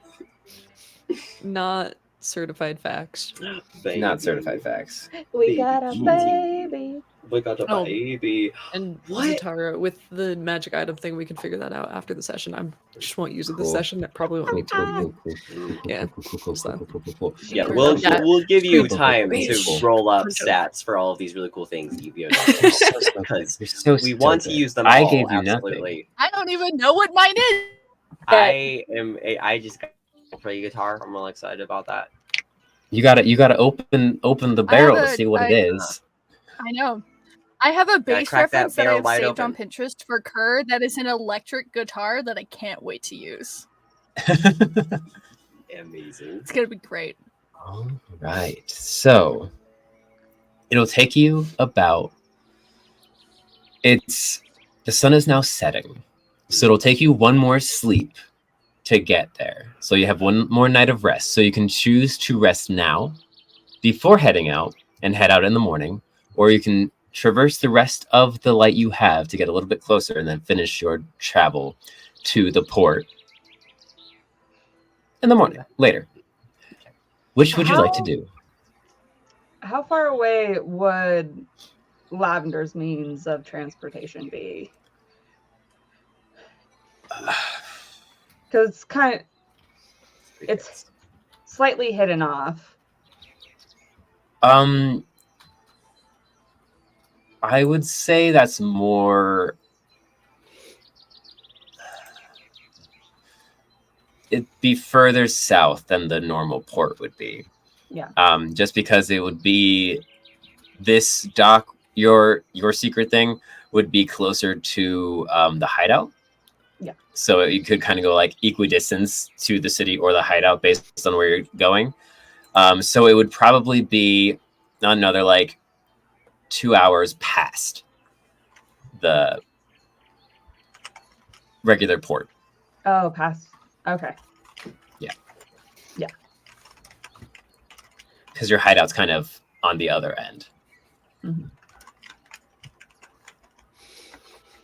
So, would you like to rest now or in the morn? I don't know about you guys. I feel shockingly energized. I feel a little buffer than before, and I think it's just 'cause, like the fire thing. So You all did gain 2 walking temporary hit for- points, by the way. Temporary hit points. Will those go away with a long rest? Yes. Yeah. So Yes. I'm good I'm to keep fine to walking keep- for a little bit. I say we press on. Okay. It's not too late. So, reinvigorated by your interesting encounter, the mist now fully cleared, besides the mist that lingers further out over the lake near you. You set forth, sun setting kind of right behind the city at this point, silhouetting it in your direction. You make your way towards the port to the south. It's going to take a couple decent amount of hours to get there. Probably like 3-4 hours to get to the port because you're still a little bit far away. But it's better than the day of travel you had left. So, you traverse, and Duke, you wanted to roll earlier.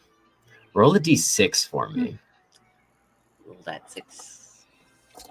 because now we are traveling at night. 5. 5. So, traversing down the water. Not what I wanted. Not the music I wanted. That's the music I wanted. No. Traversing along the shoreline, there is no roadway here, no official one. There's a little path that you can see has just been made by folk just walking along the shore, whether passively or trying to just skirt the edge of the forest or just taking a meanderly walk. You follow this foot-laden trail down the coast. As the sun sets more and the dark purple and blues of twilight shift over the world, you start seeing small little shimmers over the lake as fireflies start dappling the distance and floating and shifting. You can also see what you first think are fireflies, but then get too high and they're too far out for how big they are, start rising from the city itself. You start noticing little shadows on the lake of all these tiny little boats, and those little lights start emanating from those and lifting from those as well. Lanterns? Anyone can make a perception check if they want to. Yes, please. Do I have anything that helps my perception? Let me check this. Okay, my perception is not bad. That's what that means. Wait, I didn't even look at what the first roll Oh, was. thank God. 17 for me. 17. Froze on just like Um, a frame of like very like. Mhm.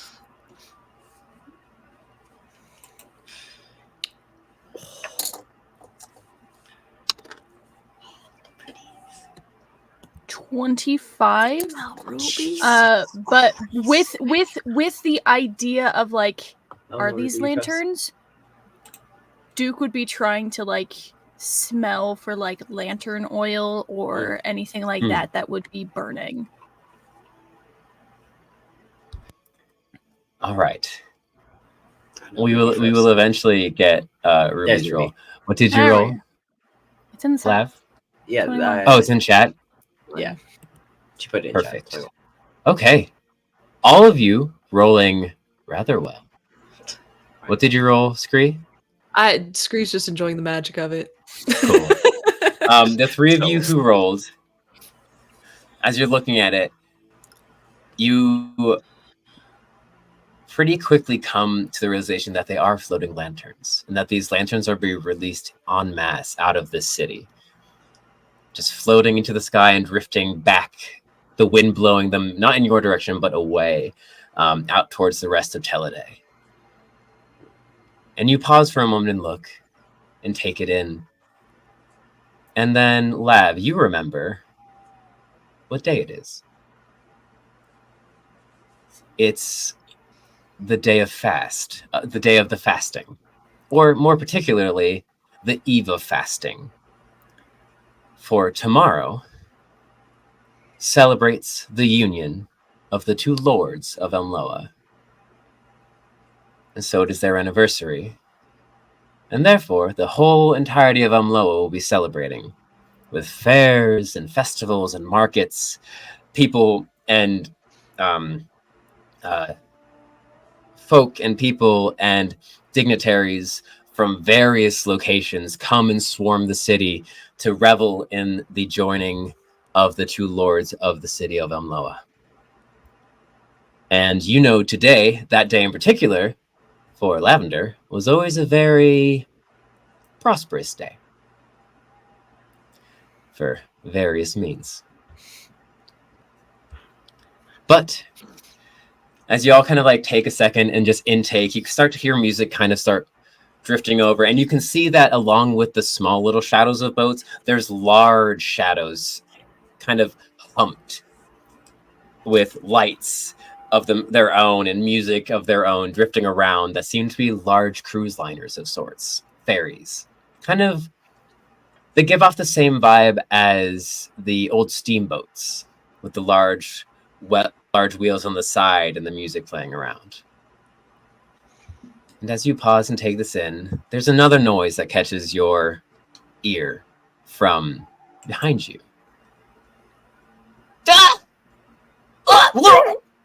no. And you hear the cries of a fight happening behind you in the wood. What would you like to do? Duke Did we all turns hear that? around. I think we probably turn around. Yeah, we all Ah, turn. You don't quite see it What the fuck is as you happening? turn Definitely. and see it. You don't quite see it right off the bat. Have the mist cleared since our box lord left us? Like so. Yeah, so the mist are is in no the longer in the woods? wood. Okay. It's just over the lake now. Okay, excellent. Screech So, kind of like looks around at everyone like, we're going in, right? As the light has kind of dimmed, Duke would kind of go on all fours and sling low to the ground and move towards where the sounds of the fight are. All right. Ducking low and weaving through the underbrush, which the trees are much more spread out here. It's about probably every 5 acorns, there's another tree. And it's mostly just like thick underbrush at this point. You weave through following sounds like, she's on! As you go through, and you kind of emerge onto this bluff over this shallow valley that carves through. And you see bodies. 3, 4, 5. Just bodies smashed in. Bones broken, heads squashed. Nothing sliced or decapitated. Everything just crushed.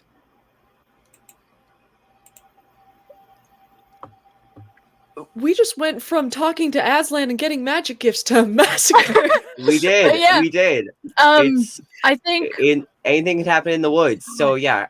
What are they fighting? Like what is it? Duke is just absolutely staying hidden, but is trying to find the source of what the fuck did this. All right. Her is going to go. Are into a you rage. moving around trying? Okay, so you go into a rage. Yeah. You see the Yes. hair on Duke Kerr's back is- bristle. Are you Duke is being stealthing very around trying to quiet find and very things? yes, very Okay. quiet, very stealthy, but is trying to figure out what the fuck happened here or what All right, is so roll a stealth happening. check. Roll a stealth check and roll a perception check for me. Or investigation, whichever you'd like. Which one's higher? Perception. What are the rest of you doing as Duke kind of ducks down and disappears into the undergrowth, and Kerr kind of ringing their all, his all, bristles. Scree followed behind Duke as best as he could. Okay. But once the cut side of the bodies, they kind of lost track of Duke and just drew the scissor and just started like speed walking in. So Okay. nat 20 on stealth for 26, and then a Amazing. dirty 20, working class 20, perception. Working class 20. It's 20. For perception. Amazing. And Lav, what are you doing in this situation? Lavender is disappearing into the bushes, trying to stealthily get as close to possible as the situation. So you're heading Let's see towards what's the happening. bodies more? Yeah. So are you I'm heading? like- Okay, so make a stealth check and then make an investigation or perception check as well. Scree, and since you started stealthily, but then just like speed walk, are you speed walking towards the bodies, or are you trying to find the source of the massacre? The noise, probably. The noise, which as you emerge on this bluff, the noise has moved deeper into the woods, and you kind of hear a. Yeah, I'll go that way. Okay, so you're charging forward. Duke, with your investigation, you're kind of skirting the outskirts and following this noise. Lavender, what did you roll? I got a dirty 20 on stealth and then only Okay. a 6 to investigation. Okay. As you run up to the bodies and look at the bodies, they're familiar, but all the bodies you're finding are too just trounced to see any dignifying identification besides the fact that they are flattened by something Wow. large and bludgeoning. Scree, as you kind of arc over and you can hear Scree coming from behind you, you see a break in the trees, and standing on top of a hill with a ring of bodies around them is this towering white figure. Let me get this right. Is this the rabbit? Or is it a fucking goose and shit Or is about it to the go goose? down? I don't know. It's something. Oh my god. Or just another white creature, because apparently there's like a society of these fuckers. Yeah, Duke. Yeah, Duke. Why didn't you listen Yeah, to the club? Dude. This towering white figure in their dress catches you off guard because they're not in armor. They're not in battle-ready wear. It seems as if this figure, kind of silhouetted by the large moon behind it, has two large white flop ears. You can see red glowing from their eyes in thin little strips, like they are fully dilated. Large white massive hair billowing down its back with two large braids going over her shoulders. And she was wearing almost peasant clothes. A standard, you can't quite tell the colors really. It's just kind of various shades of gray and white. But one of the shades of gray is just a dress that loops over her shoulders, kind of forms a corset over a billowing white blouse, and then goes down. And you can see what almost looks like an apron, a white apron in the front. And she's just holding this massive hammer, which is just this seems to be a thick wooden handle with this just solid brick at the end. And she's just heavily panting, and you can see her breath kind of misting out as she just looks over the bodies. As Duke sees this, can hear Scree, Duke is immediately going to Scree and pulling him to the ground, keeping him still. And covering his mouth if he goes to make any noise. Yeah, Scree was going to charge for it if you didn't do that. Yeah, you might want to grab. One of you might want to grab Kerr then, because Kerr was gonna be following. So Kerr's charging in. pretty much what Duke is doing. If I can do a perception What to see Duke what is happens doing- to Scree. Mm-hmm. If I can do a perception to see what happens to Scree, because that's gonna determine whatever Yeah. Kerr does. Make a perception check with disadvantage because you are currently raging and very focused on Excellent. Do I have the task at hand? I feel like I have dex advantage, not perception advantage. All right, let's see how my perception goes with disadvantage. Yeah, just whatever one's worse. Oh my god, those were actually good rolls. So it was 11, so that is a 12 total. Okay. That was a lot better than I thought it was going to be. Did Duke, I roll another stealth check for me, Duke, with disadvantage. You need to roll so low right now. It's not low enough. What is it? What'd you get? Because you're master self. You're the Alpine 14. Shadow. 14. Ooh. So as you 14. bolt over and grab Scree and cover his mouth and pull him down, you just hear and you see the black and white blur of Kerr just charging in. And Kerr, as you charge in, you see that same silhouetted figure just heavily breathing with a ring of bodies around her. And as you charge in, she looks up and her eyes kind of focus. You see her ears twitch, and she wrings her hands around her hammer, and she looks at you.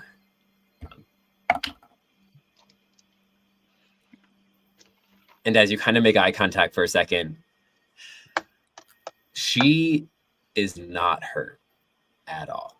She's covered in blood, but it's not hers. And she kind of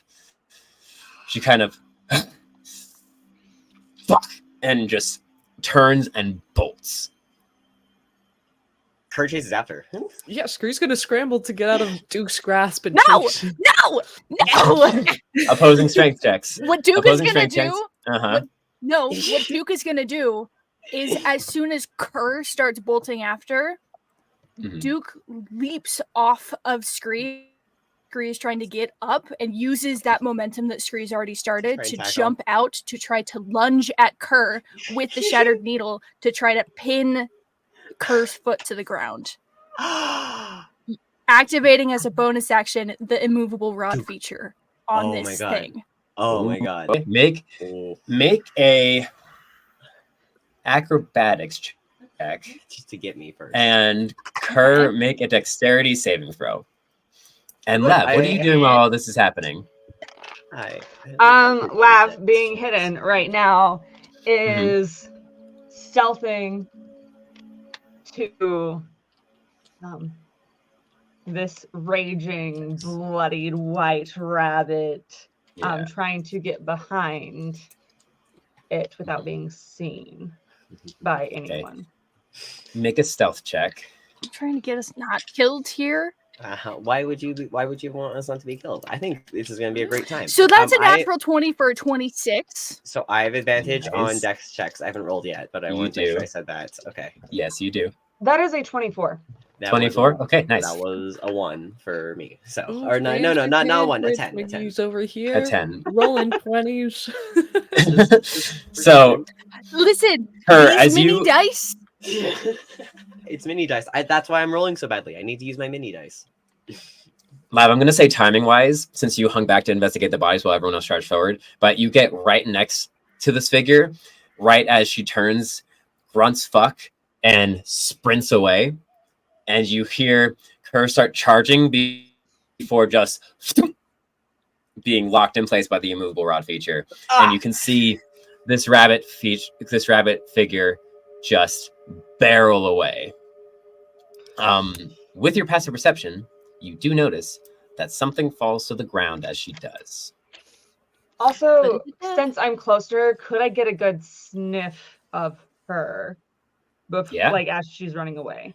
Yeah, Smell make a off perception the check. Bodies probably too. Perception check on that. Okay. Smell of iron and blood. 9. 9. Sweat. 9. Yeah, you pretty much smell mostly blood. Mostly blood and carrion. I think for a second. I like, would ask after- if Duke could smell anything because that's kind of his whole thing. At the same time, he's kind of preoccupied. Yeah. right now. Yeah. So Kerr, when Kerr's gets stopped by the needle, kind of for a second is caught unaware of what exactly happened and is like not quite frenzy, foaming at the mouth, raging, just trying to claw and get out of it. It goes something primal for a minute, and then turns back around and looks at his foot that's getting caught by Duke. Duke, what Do the I fuck? need to roll damage? Oh yeah, actually, yeah, you I should. mean, Oh yeah, you do technically. Yeah, I Yeah. definitely got The hurt. foot. What kind of damage That's is the it? thing. Piercing. So it's half it's for you. piercing. Okay, half for me because I'm raging. Okay. Where's good. my little D4?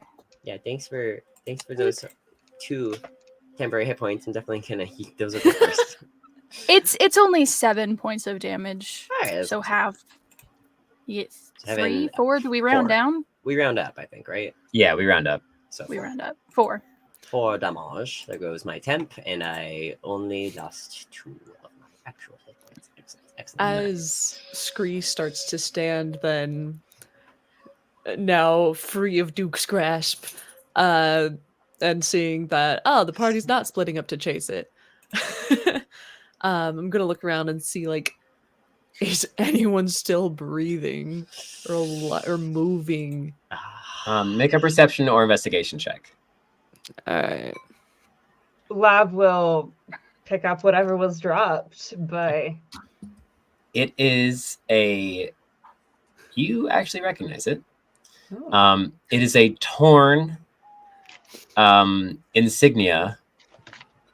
It's a torn half cape of the Heather's Vigil. Okay. It's a 9. 9. On your perception, see if anyone's alive. You don't see anyone alive. You kind of walk through the bodies. You don't notice anyone alive. But something does stand out to you. A few of the bodies that were massacred have fur that was shifting to white. And you see on one of the ones with armor, the same kind of shackle with the rat face in it. That was the insignia of the slaver group that you took on in the caves. Is one of the smush bodies Jimmy? No. It's Oh no. my No. god! Oh, you nodded for a second. My heart. No. Tara, don't do this to us. I didn't They- mean it. All of the bodies see, and as you kind of make that connection, you look at the rest of the bodies, and they all seem to be like rats, weasels, the same kind of spectrum of fur folk that made up the slaver group. And there you was said that they had white fur? Bird Lavender. turning Some of them- white. Some of them have fur that was turning white at the very edges, Is and those that ones seem maybe- to be a bit better armored. Oh, it's becoming winter. So possibly it's that they were also changing their winter coats, maybe? I don't know, that might not be it. It might be that they were dyeing their fur, or I guess Screw would be like, What's "Hey going guys, on? check this out." What's going on? What's going on? Why did you Coming stop back. me?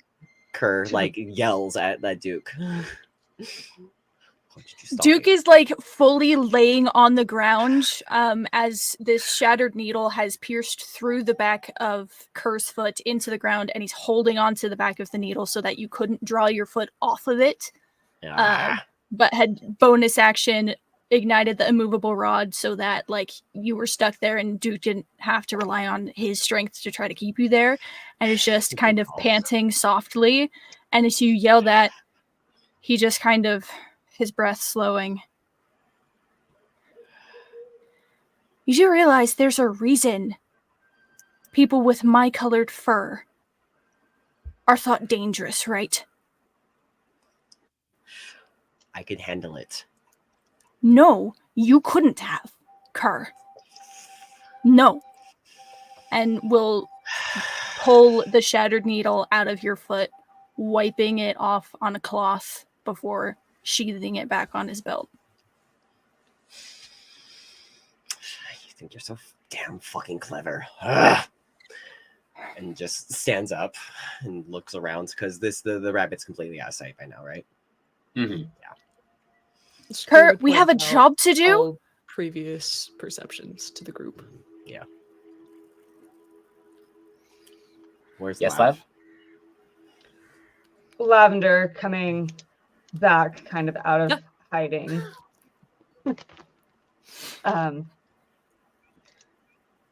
Will go into the recesses of her mind, never being a particularly religious creature, but remembering a prayer that Candle taught her. She will go around to the bodies, very gently reciting this prayer,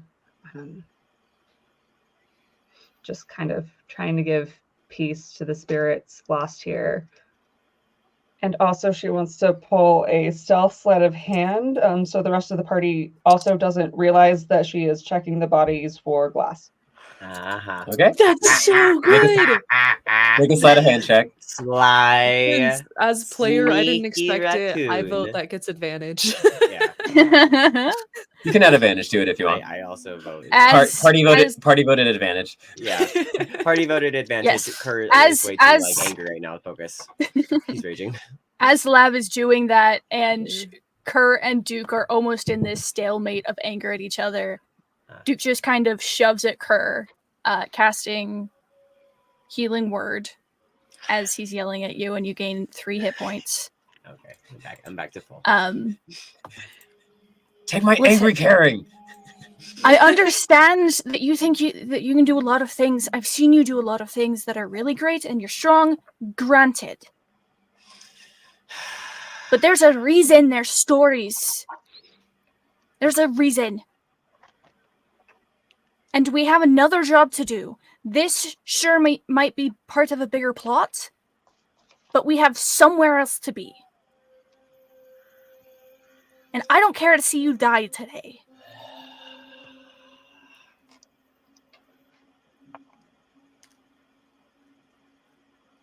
Don't do that again. And Kerr goes off to look at the bodies next to Scree. All right. And Oh, what's your roll, Lav? Skipping through. 15 on sleight of hand. What's all of your passive perceptions? Oh, wait, I have them. Not 11. high. Not 15. Not 15. Not that high. Passive Alright. perception 11. Mine's a 13. Okay. Probably Lavender's Yes. who's got the So highest none of you, passive Lav's the only one who would have caught herself. So Yeah. none of you notice Yeah. as Lav, you go around and they don't have a ton of glass on them. Which it would be glass and anything that Yeah, Lav interesting. deemed trinkets. shiny. Picture of their loved ones. you Trinket. know. Another trinket for my horde. Yeah. Another trinket for my horde. You get a total of 20 blue glass and 5 green and like 2 brown. And you notice that apart from the glass, they have shackles and keys and cudgels and bludgeoning objects, things to knock people out with. Bags that you could see are kind of stained in one spot from being over people's head and the heavy breathing. Lav would take all the keys that she finds, by the way. Fair. So you gain like 10 keys.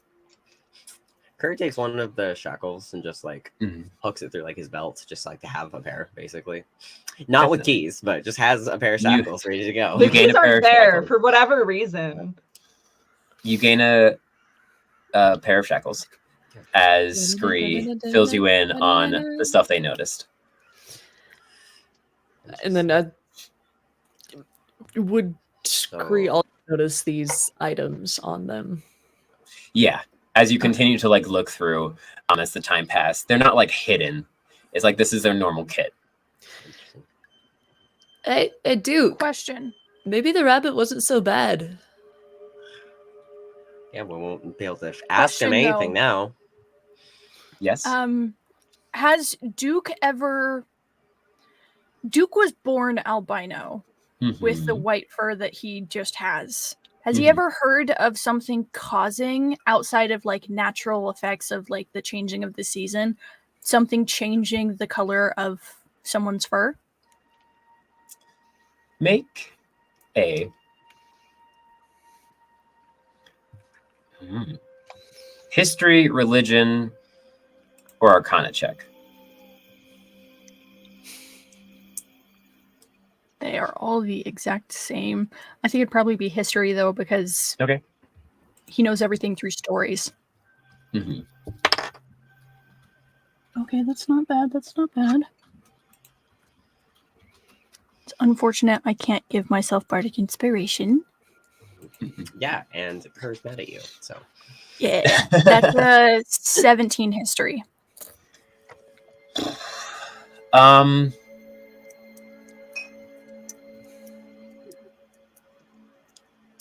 It's a good roll, but I don't believe that Duke would have known anything besides just a natural kind of some critters change their color of their coat for the seasons. You would recognize that some of the folk that have the changing hair color are not those creatures, though.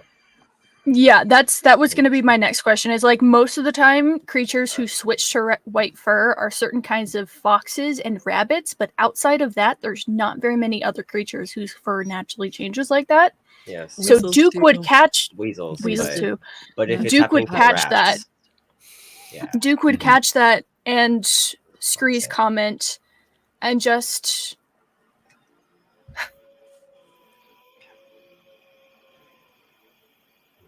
even if what they were doing was of good intent, because we've seen the effect that these people have had, that doesn't mean she wouldn't have tried to attack one of us.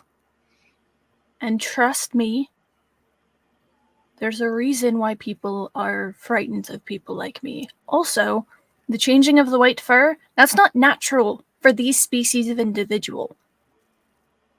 So this is not naturally occurring. Something's done this to them. There's a reason why people are scared of me too, Duke. And me. Lavender would like to reach up and give Kerr a little boop on his nose.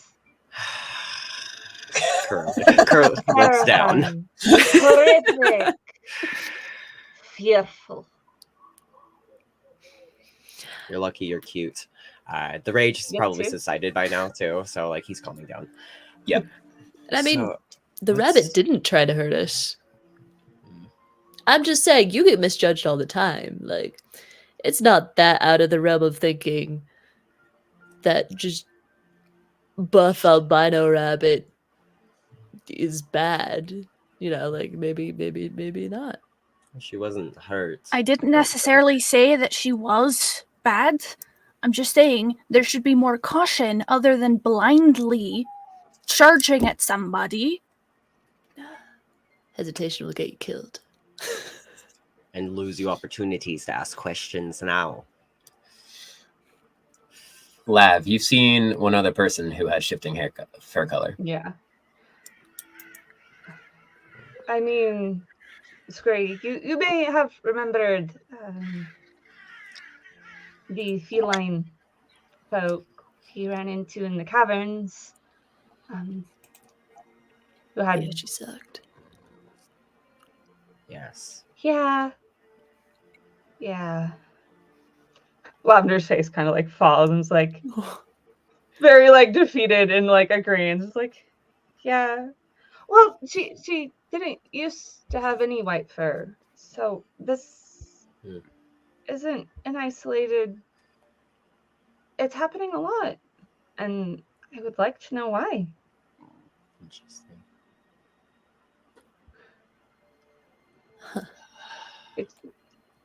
I've known her for years, and it's always been pitch black. So, I don't know. How long has it been since you saw your kitty friend? I suppose 5 seasons?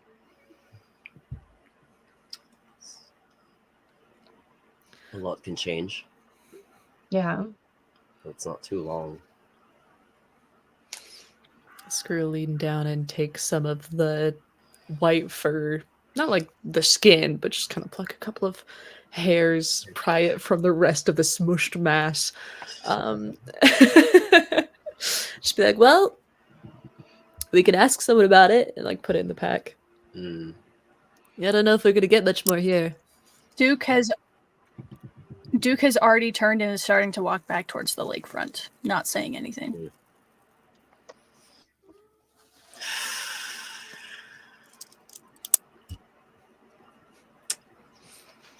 Pretty cold being the Alpine Shadow all by your lonesome. Corvus shouts at him. There's a second of hesitation in Duke's stride, and his ear twitches, and then he keeps walking. Duke, make a dexterity saving throw for me. Oh God! What? What? What? A dex saving throw, you say? A dex, yeah. What? Why? Oh, Hold it's on. dark and you're walking. Hold on. Wait a minute. You're walking in the dark. You might just trip. Maybe you're not about to be murdered by something else. It's just a Why trip. is this a thing? Yeah. Please don't. Why is this a thing? Kurt's gonna feel so bad if you Why is die what a right thing? now.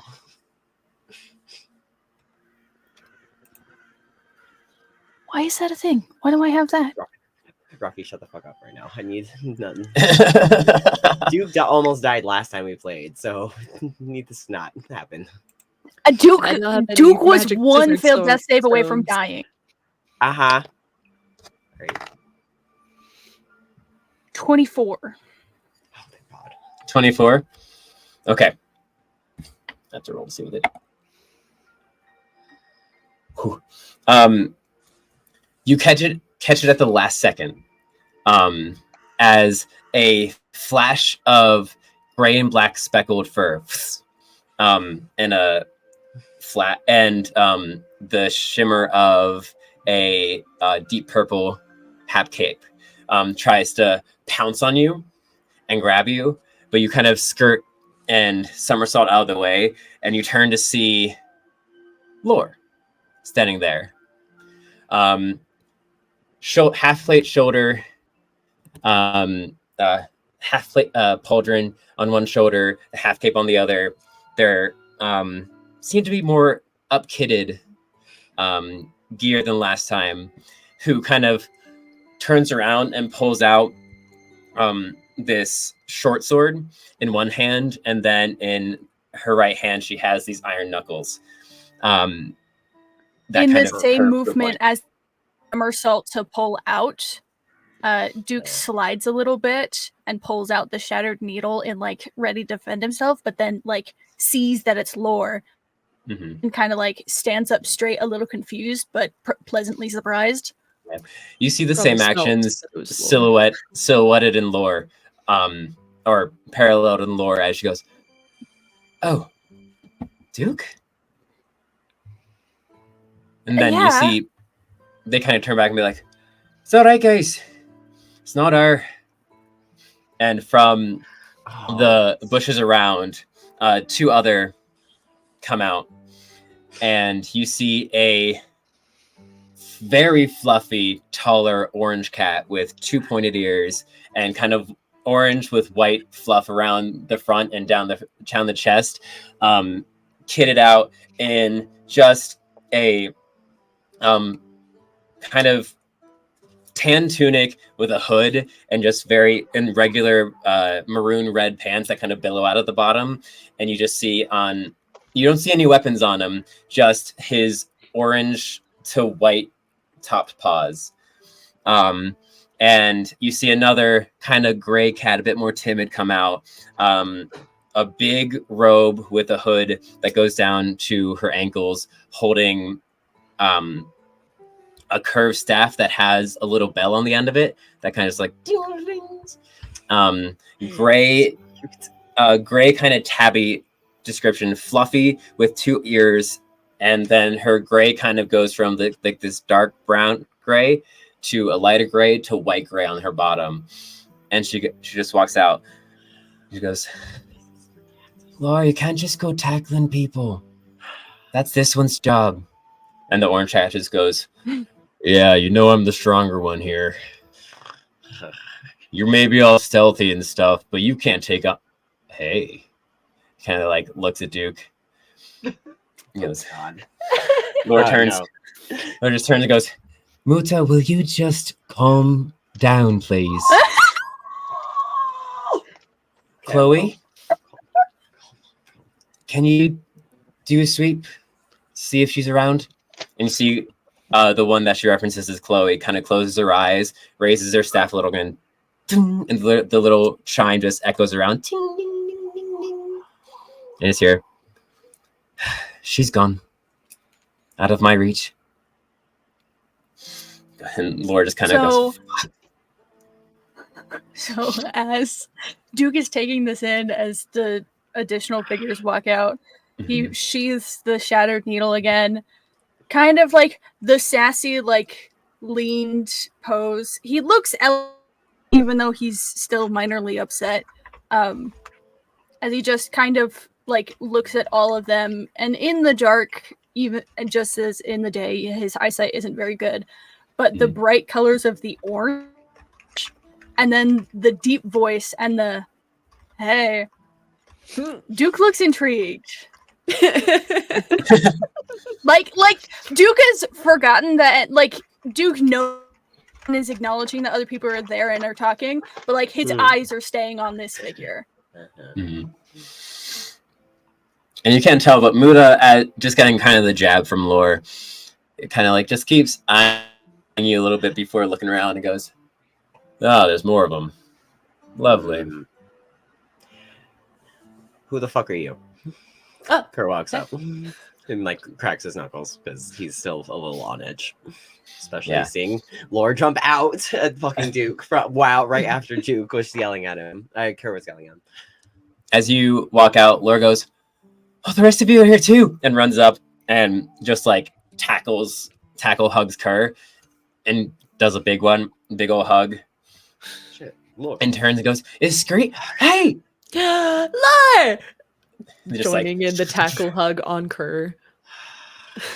See, Muta and Chloe are kind of just stand back as this little reunion happens, and you just hear, Duke leans didn't up know against a tree.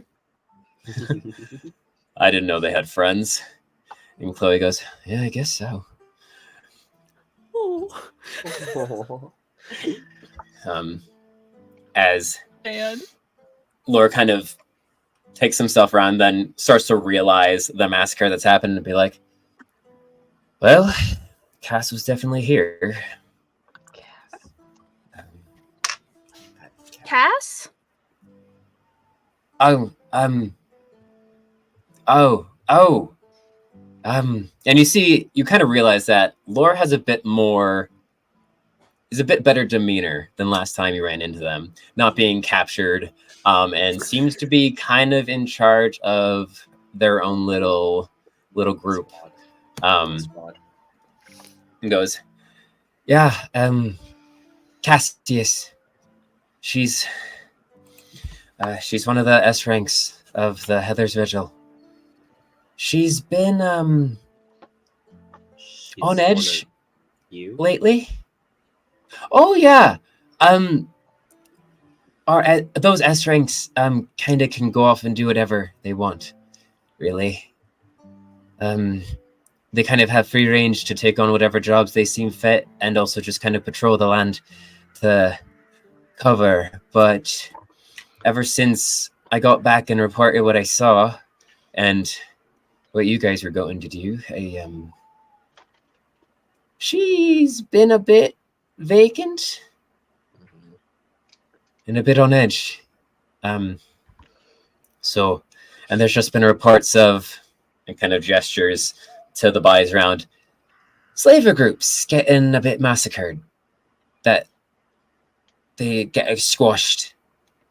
So we're just trying to catch up and figure out what's going on. The guildmaster sent us out to track her down, but she's fast." Lav will take out the half cape that was dropped and proffer it to Lore. Be like, "Is this Cassius's then?" Grabs it and gives it a sniff. "Smells like her." Tosses it over to Cleo, who just kind of like catches it. And as she catches it, she kind of like shakes her hand a little bit as it gets caught on her claws and pulls it off. Just like, and Muta just goes, "You really got to learn how to use those, cat." And he's like, "Dad, shut up." Kind of waves her hand over it. It's like, "Yeah, this is hers." Great. Question. Now, yes. This isn't well, it is for Duke, but remind me, when we were talking to Worm about situations that was going on in correspondences with a higher up than Then the naked cat Sphinx folk? cat. Yeah. Was a white Mhm. rabbit? Yes. The white There rabbit was A was a white one. rabbit was referred to, right? As Mhm. being part of the group. Yeah. Yes, higher up. There's correspondence. Okay, cool. There's so Cool, many cool. white. Sure, No, the sure. Cassius is playing devil So Just for many me white clarification, I couldn't Yeah. remember if that's something I made up or if that was an actual thing that happened. Okay, cool. Duke Yes, is a just white like rabbit was the leaning- correspondent. is just leaning gracefully, kind of posing, but like trying to look nonchalant about it, and is succeeding. As he's just listening to this conversation happening, and some things are turning in his head. Well, maybe Cass lost someone to the slavers too. If that's the case, and they're going after them, then like we could team up. We're going after those people. Maybe not Would be nice as if brutally. we had been able to, I don't know, have a conversation with her before she ran off. Interesting. Duke shoots you a look. Laura kind of like glances around and be like, things are a bit more tense since last time. Oh yeah, Duke almost died. Scroll over. Now they're having a fight. Oh, a lover's quarrel. Yeah. They'll work He it would out. be so lucky to have me. You just You're see not on my Mucha level. kind of. Sorry. It's been a long day. We should probably we can talk more as we do. What do we do with all these bodies? When did I freeze? Laura. Yeah. What do we do though? Lavender just gets this like Yeah. real Perfect.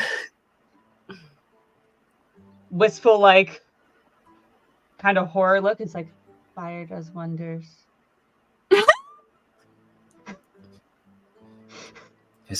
Oh yeah, you're right. And Laura looks over to Chloe. You can do fire, right? She kind of goes. She pulls out this like scroll and looks through. Goes, yeah, I got it. No. Alright. Muta walks over and to him, kind of bumps Curtis like, so not competition, yeah? Oh, Fluffy's all yours. If you manage him, good luck. There's a few things I can't manage. Is that a challenge? Chloe walks over to you afterwards as Muta kind of walks away towards Duke. Goes, he thinks that, but he gets really overwhelmed very easily. I think it'll be good for him to test his practice on Duke. I don't know if that Duke actually ever commits to the bet. This will go great. But let me know if you need a bet warmer later. And then goes off to help move bodies around. Chloe's whiskers kind of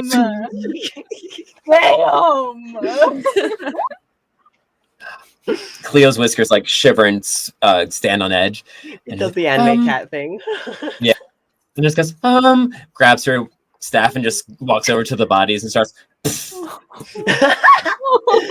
Immediately fire. Kerr was going to start moving some of them together to make it so it wasn't a bunch of little fires everywhere. So Okay. there could be like one central one. Perfect. Okay. Laura kind of walks up and goes, camp's probably a good idea. There's a clearing over by the water where you can watch the lanterns too. Chloe can set up a pretty secure housing situation for us once she's done doing her job. So kind of like looks at you all and goes, you all look a bit tougher than the last time we met.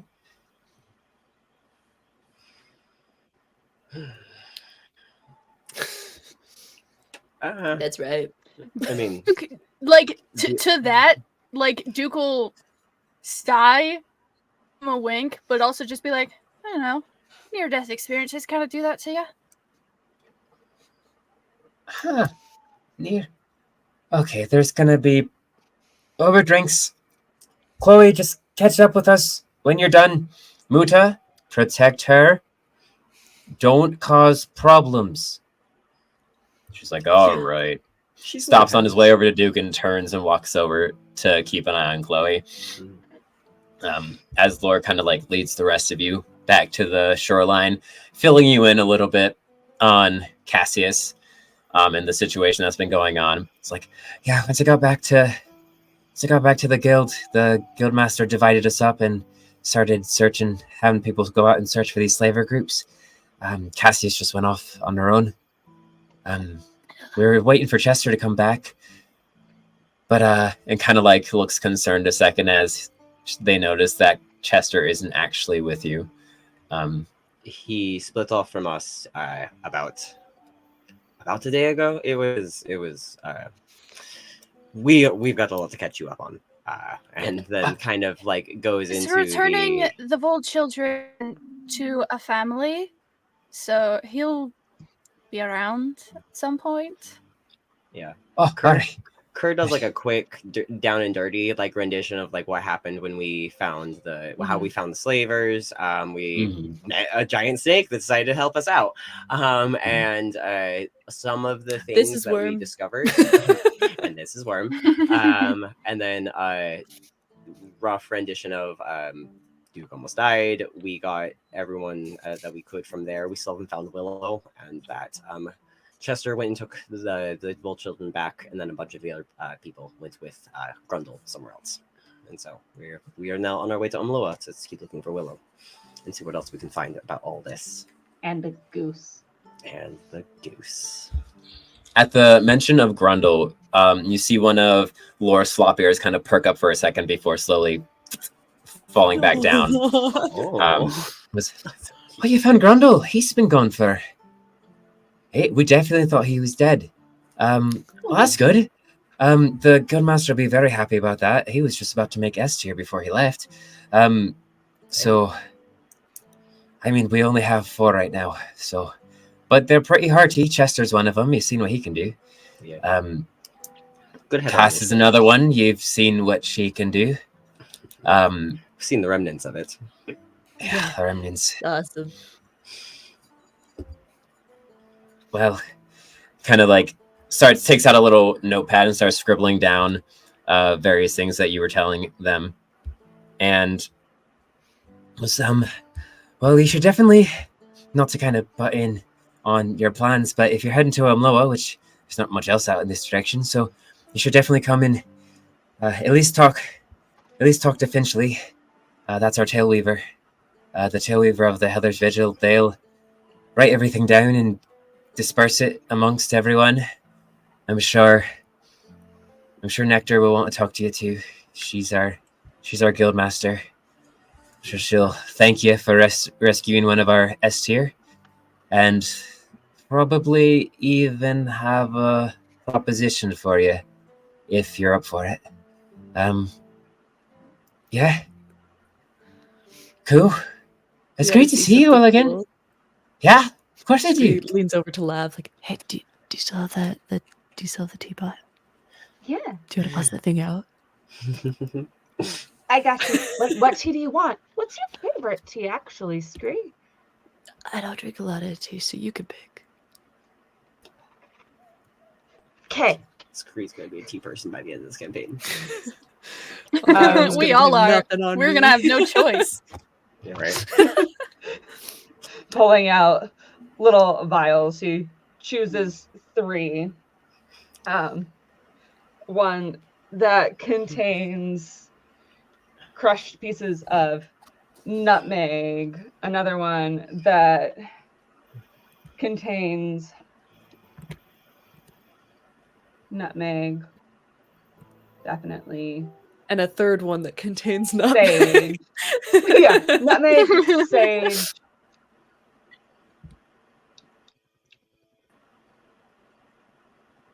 And pine. Okay. And she'll begin like brewing up in the teapot with the purple flames. Love it. Yep. Which, as you take the lid off the teapot, the tea that was in there before, Penelope's tea, you see just a heavy mist evaporates out, leaving an empty teapot. And as you start putting in these new ingredients, as soon as you close the lid, the purple emboss kind of glows slightly, and you start hearing the rumbling of boiling water from inside. And as that brews, Lavender will pour a cup and add a large spoonful of honey, mix, and give Scree a nice little like a mug of tea. Extra sweet, because you're extra sweet. Oh, thanks. Oh, that's right, cool. That's right, Nifty. If you like some more? Got a whole pot. Yeah, definitely. after a little bit, you see Muta and Chloe come, and you see Muta just kind of like heft 2 large logs in a triangle, and Chloe goes over and just sets a bundle of sticks on fire in the center before she starts tracing a circle around the entire camp, slowly and muttering to herself as she does. So are you all Heather's vigil then? The 3 of you? Yeah, we're not an official group or anything yet. After I got back and described what I said, the scribe gave me a kind of ringing recommendation. So I got bumped up to, I got promoted essentially. Still nothing fancy. Just an adept member now, so I get to lead a few people every so often. So the guildmaster told Hector to give me 2 people he thought would be helpful, and they gave me Muta and Chloe over here. Muta's a bit you see a kind of come from Muta as Laura looks over and goes, touchy. And Chloe's a bit shy, but you know, when she opens up, she's a right nice lady. They're good at what they do. It's probably like a one-off thing, though. That I don't think they like me all that much. I think they just kind of tolerate me, kind of. But that's okay. I'll find my crew eventually. And at which point Muta just kind of like flops down and crosses his legs, which he's barefoot or bare-pawed. So just flops down and stretches out his claws by the fire before crossing his arms and kind of closing his eyes and tuckering down. At this point, Chloe finishes the ring and goes, "All right, Duke," and this kind of translucent light pink bubble comes over the entire fire and everything as she casts Leoman's tiny hut over Alia. Good hut. And you know she's made it slightly translucent, so you can still see the lanterns, which have died down a lot by this point. But there's still a few trickling out. You can see and hear the music from the kind of cruise ships circling. There still seems to be some parties going on into the night. But the night has kind of settled and you feel much more at ease in this hut here. Yeah. Yes. Duke will slide over to where Muta is and sit down next to him, kind of lounge back, also stretching his feet by the fire because he has like some form of like foot wrappings, but not very many. They're obviously for show, not for function. And just kind of folds his arms and lays there. Not opening his eyes, you just hear, "So, doing anything?" Come here often. Come here often. You doing anything later? Oh my god. You like jazz? Duke just kind of watching whatever lanterns are left in the sky as they're kind of floating and burning out. Just, I'm sitting here talking to you. Fair. And you see he kind of like sits quietly for a second. You think he's thinking, but then it gets a little bit into that awkward silence kind of bit. He goes, "Sorry, I'm not all that personable, honestly." I don't know. I think every person's personable. Just gotta find the right conversation. Well, I like punching things. And, you know, I've been told I give a good cuddle every once in a while. Suave. Duke just kind of like, there's a slow nod as he's listening.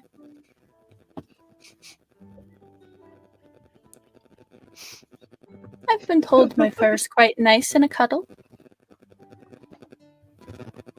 At which point, Muta's arms uncross and he just kind of like lounges them back across the log.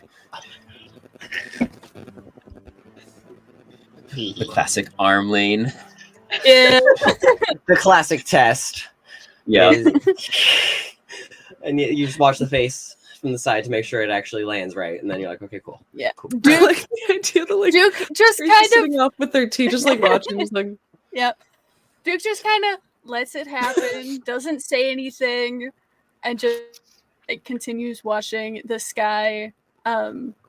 Makes like a half-second eye contact with Scree, winks, and then goes back to looking at the sky, and just kind of leans towards Muta and says, "You know, I'm quite the performer."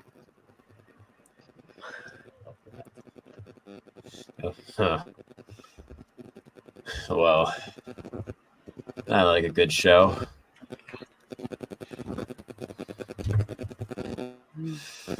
Have you ever been to the circus? Oh my god. Can't say I have. The fucking comments, chat.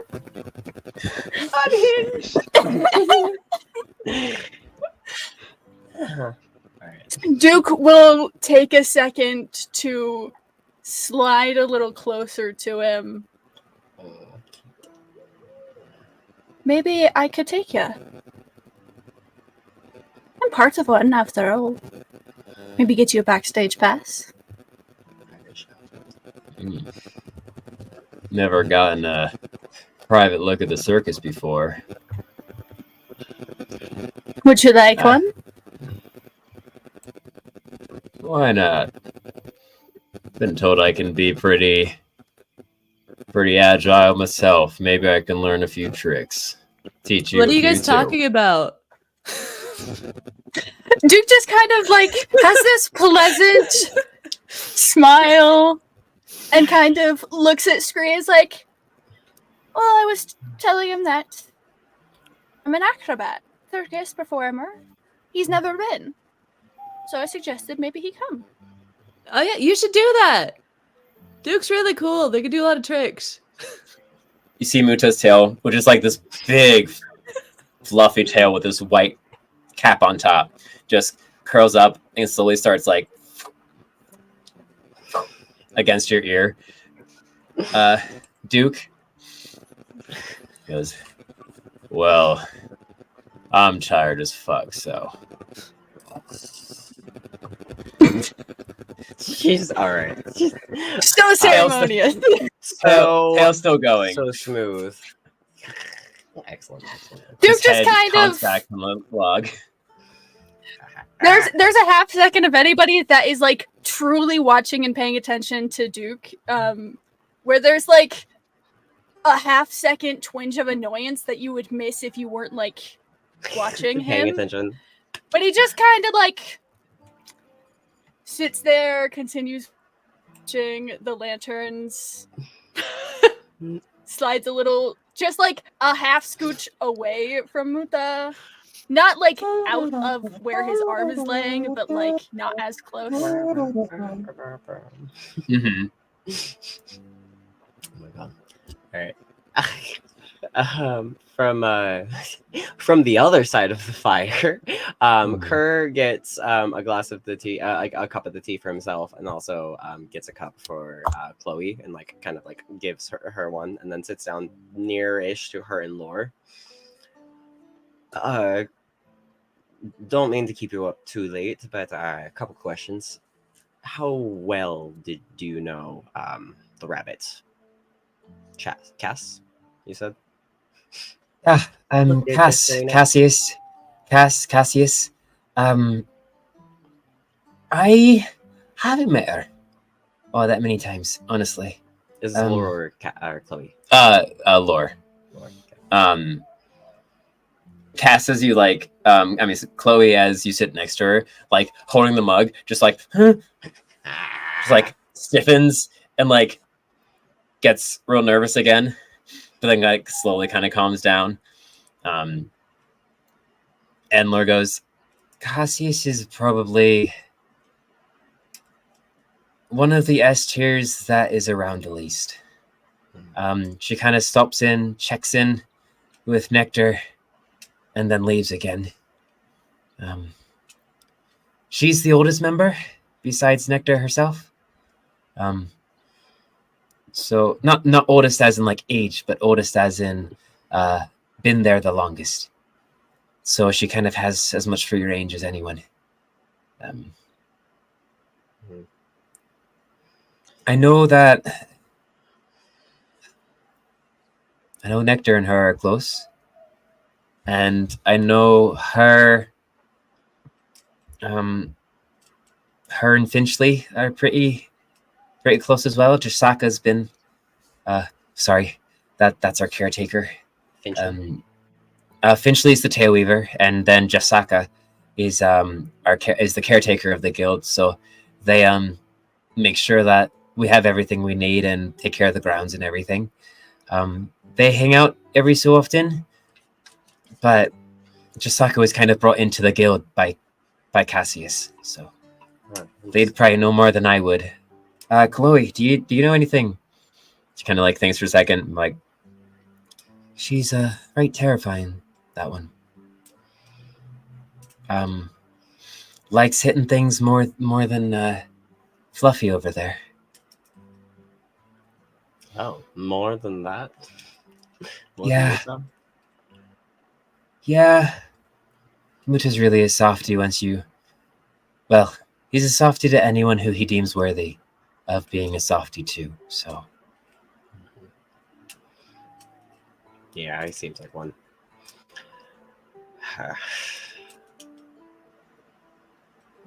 So, your guild would know more about Cass and see maybe what's going on with her. That was quite a bloodbath that we all walked into. Oh yeah, she has a right good temper, that one. That's why she mainly does missions alone. She can rein it in, but when the bloodlust kind of gets her, friend from foe can get tricky for her.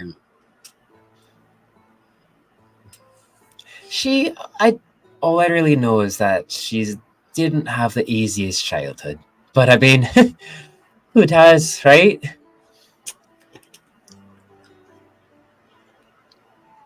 An easy childhood does not much make for legends, unfortunately.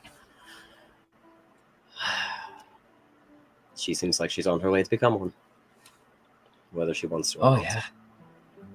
Oh yeah, she's already pretty well known in Elmohe. Or at least everyone knows when she comes and goes.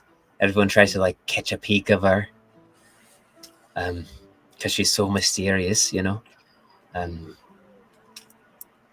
Doesn't help being albino. Is she albino, or is it just the coloring of her fur? As far as I know, she is. She's never not been. So, as long as we've all known her. Above board. Kerr was trying to infer whether she was actually an albino or just like had white fur, but like had regular like eye color. Oh no, she has. Like, you saw the red of her eyes too. Saw the red of the eyes. Okay. Just double checking. You know, in the haze of battle.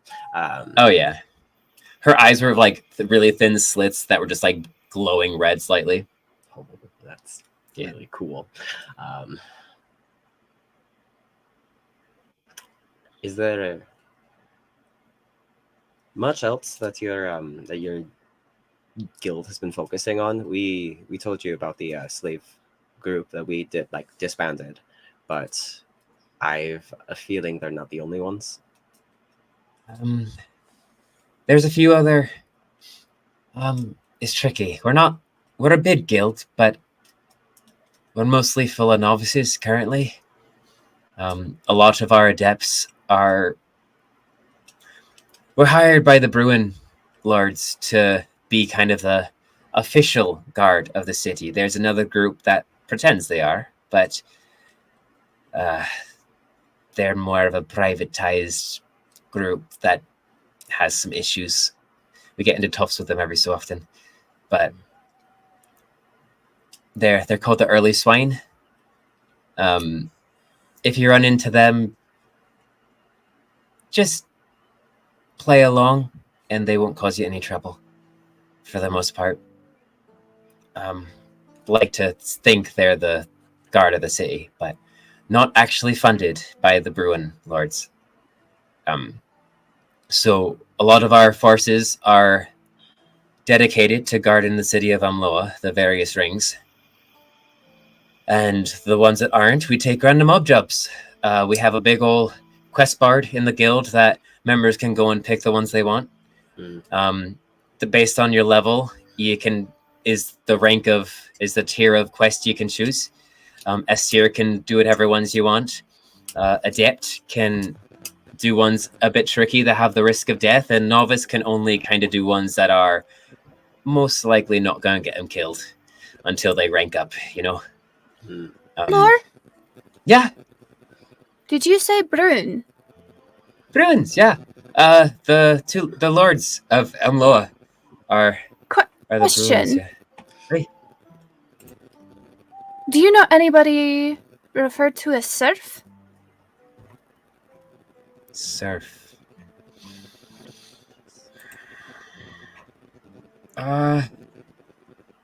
Not really. I know that there's serfs, like a class of people,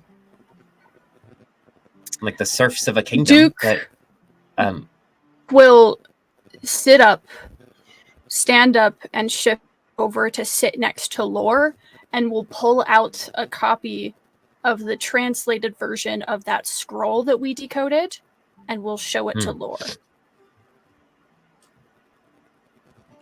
Oh, kind of reads through it. Well, that's unsettling.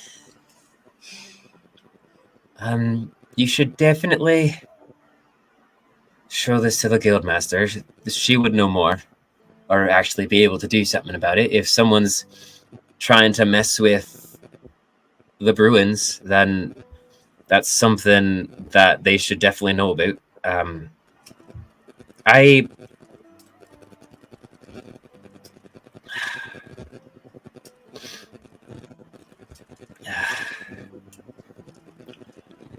The Bruins are kind of always... There's a few groups of nobles who are always trying to buy for their power. So just like any other monarchy that has its ring of nobles around them, it's always a bit tense, and there's always a political game afoot. I can't say I know much about that, but Nectar has some connections. I doubt she'd be able to get you a personal audience with the Bruins or anything. They're quite busy, especially with their anniversary going on. But she could maybe connect you with a few people who could, or at least give you a few jobs that could garner you enough respect to request an audience. Maybe. But if people are trying to tear down the Bastion City, then that will definitely get her attention.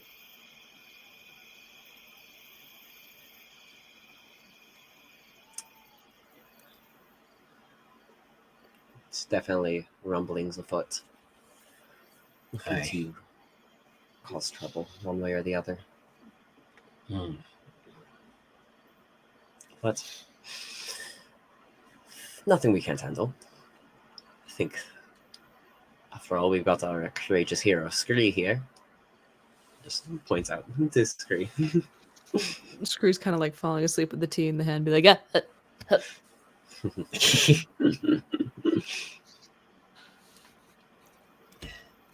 And kind of, you hear this slight snore of Muta kind of start echoing across. And kind of Cleo Chloe kind of curls herself in and nuzzles in a bit to Lore, who kind of looks around and goes like, well, it looks like my crew is swiftly falling asleep. This bubble will last till morning. No need for a watch then. Things can't really come through. But when we in the morning we can book you travel in the Dulcimer. That's the main ferry between the two. The guild has a free pass, so we'll just say you're with us and shouldn't be a problem. I like the name. Thank you. That's most appreciated. Aye, absolutely. I'm gonna hunker down. It's good seeing you all again. It's good to see Glad you all survived, mostly. Same to you. Let's all get some rest then. Aye. Duke. And yeah. As people start settling down and finding comfortable places to really get some rest, Duke kind of sits at the edge of the bubble closest to the water and just kind of stares out at it as it ripples, absent-mindedly kind of feels at the section of fur that has changed and is fiddling with the only bracelet he wears on his wrist that doesn't look like a piece of costume jewelry. And kind of just twists it around his wrist as he's in the water and stays up for a while, just thinking about everything that's happened, considers opening that barrel, but won't tonight, before eventually falling asleep. Okay. Is there anything else that anyone would like to do before the night comes to a close? I think Kerr does take out the guitar because he's also still a little amped from like all of the going into a rage but not actually fighting anything except for Duke. And so takes out the guitar and just does a couple of like really simple strumming lullabies. Nothing loud because everyone's sleeping, but just something quiet to like just test the feel of it in his hands and thinks about the memories of his grandfather that stirred choosing this one, and then the day overall, and just kind of trying to organize all of the new information that they've gotten today. Which, as you kind of lean back and start strumming, it is a very warm-toned guitar. It sounds a lot like a car with nylon strings, but has the metal strings, so that very deep, rich acoustic sound. And as you strum and like mull over these memories, that mist that was inside the guitar slowly starts drifting out. It starts taking the shapes of your thoughts in front of you. And as you start organizing them, you start to see a small story start to play out in front of you as you play through the tune. And you sense that there's something more to that mist as well, but you can't quite place it just yet. Okay. Very cool. Yeah, just plays that. Moves a little bit, not like away, but just like moves a little bit away so that he's not in anybody's way when he falls asleep.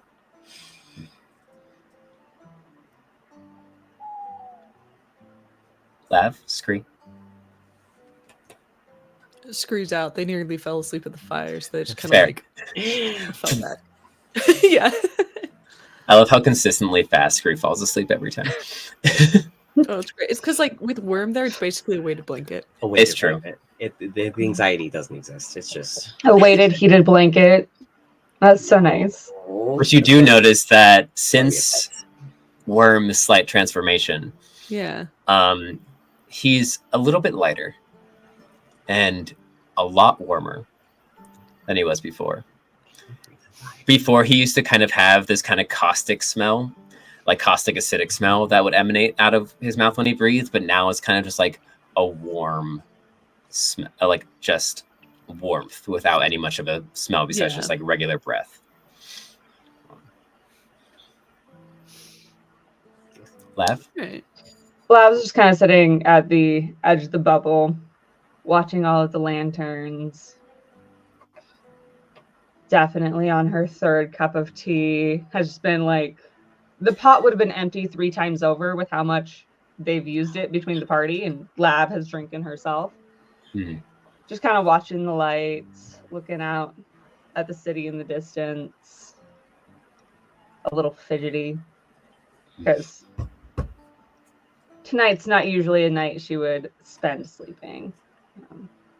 So restless, but trying to settle down and maybe get a rest with the rest of the party. Okay. So as you all kind of take a moment to yourselves, self-reflecting, thinking about what lies ahead, looking at the city in the distance, the location of your next adventure, that is where we'll end tonight. Pick up next week with your voyage to the city. All the inter-party tension. Oof. All the inter-party tensions. All the things. Hey, Ruby, you want to have We a rivalry? ended last time on a very closing note. Yeah. And now it's Everyone else tense. gets rivalry.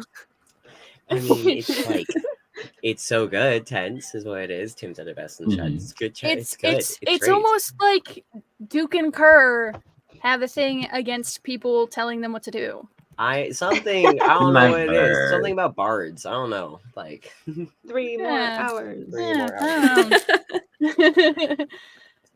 Okay, No, do you Temperance is a have good time. the spinner? So, yep, we've come to the end of the game. That means for Giveaway everyone time. who's been patiently waiting. Ready, for drum us. roll. Okay. All right.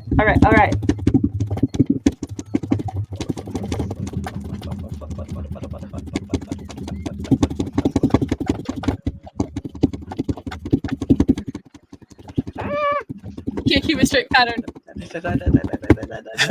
We're definitely all in the same beat. Totally. Definitely. We are on. Yeah. We're so rhythm. We are so rhythm. Yes. You guys want to play Wonderwall with our drums?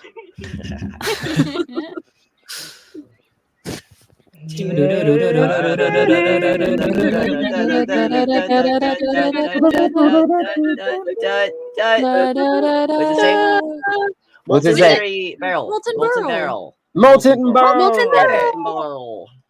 Molten barrel. Thank you. Congratulations. You Woot have woot. just won our first giveaway. Well, thank you. Yeah. Congratulations! All right. And Also, let's so, bring out like the whole stream. yeah, thank you everyone for hanging out the whole stream. We love you all so much. Yeah. Um, There's a lot so of I you be- guys. Yes. Molten, go to our of Lycan and Moss Instagram. I believe it should be linked here to go directly to it. Otherwise, It should. Just yes, and then contact us so we can make sure we get that to you as soon as we can. We thank you so much for joining us today, everybody. This was our first Yeah. giveaway. It will not be our last. We definitely will are not. all. We're all. There's definitely going to be more things that we're just like, hey, can we give these things to you? So thank you all so much. We don't know what our next goal is, so we need to figure that out. Yes. This takes care of 8 lunches. No eating the dice. I am not responsible for the medical bills if you eat your dice. Well, that and you can't get another set if you eat it. So No, if you eat it, you don't get another one. That's true. There is Yeah. no return policy. No return policy. No, if they arrive and there's a bite taken out of it. Sorry, that's just how it arrives. No, hold on. All right. So reach out to us on our Instagram and we will hook you up with that info. Yes, our next game, as Lim was saying. Yes. So I believe our next game will be on the 9th of June is because we are on a 2-week schedule. We do want to start maybe doing more in-between streams that aren't game, but are like us doing Stardew or like us doing just like other fun stuff. And Chit-chatting, other who games that we knows? like. Chit-chatting, hanging out, just vibing. We all like hanging I'm out. trying to and we like convince hanging out them with to you. play Among Us. Hey, I'm down. Also, KJ, you've Among inspired Us would me. be There fun. is I've never played Among Us before, so there's So much fun. possibly like a one-shot backstory that I may want to do eventually because Ayo. I like it. Because I traumatized. Hold on, how do I have direction? This It's one, like it's cross one. one, Cross. and that one, because I DM'd a one shot for a game I play on Wednesdays, and I'm sorry, Ruby. You're not sorry. I expected to die. I expected my character to die, honestly. No. Yeah. I mean, you Mine could have. did. That was up to however things went, but the character I had them play was destined to die no matter what. That was just what the outcome was going to be, and it was great. Mhm. All right. It was solid. All right. Maybe a one-shot. Maybe I'll just like write it down and it'll be part of our lore drop stuff at some point. We'll see. Who knows? Excellent. Awesome. But thank you all for joining us. As always, you're wonderful. Be good to each other as long as you're not hurting anyone physically, emotionally, or mentally. Do whatever the fuck you want. And Just do whatever the fuck you want. Much like us in this campaign. exactly. True. And we'll Have see you some tea. next time. Bye. We see ya. Love you all. You're the best. Be cool. Bye. Bye. Be well. Eat rocks.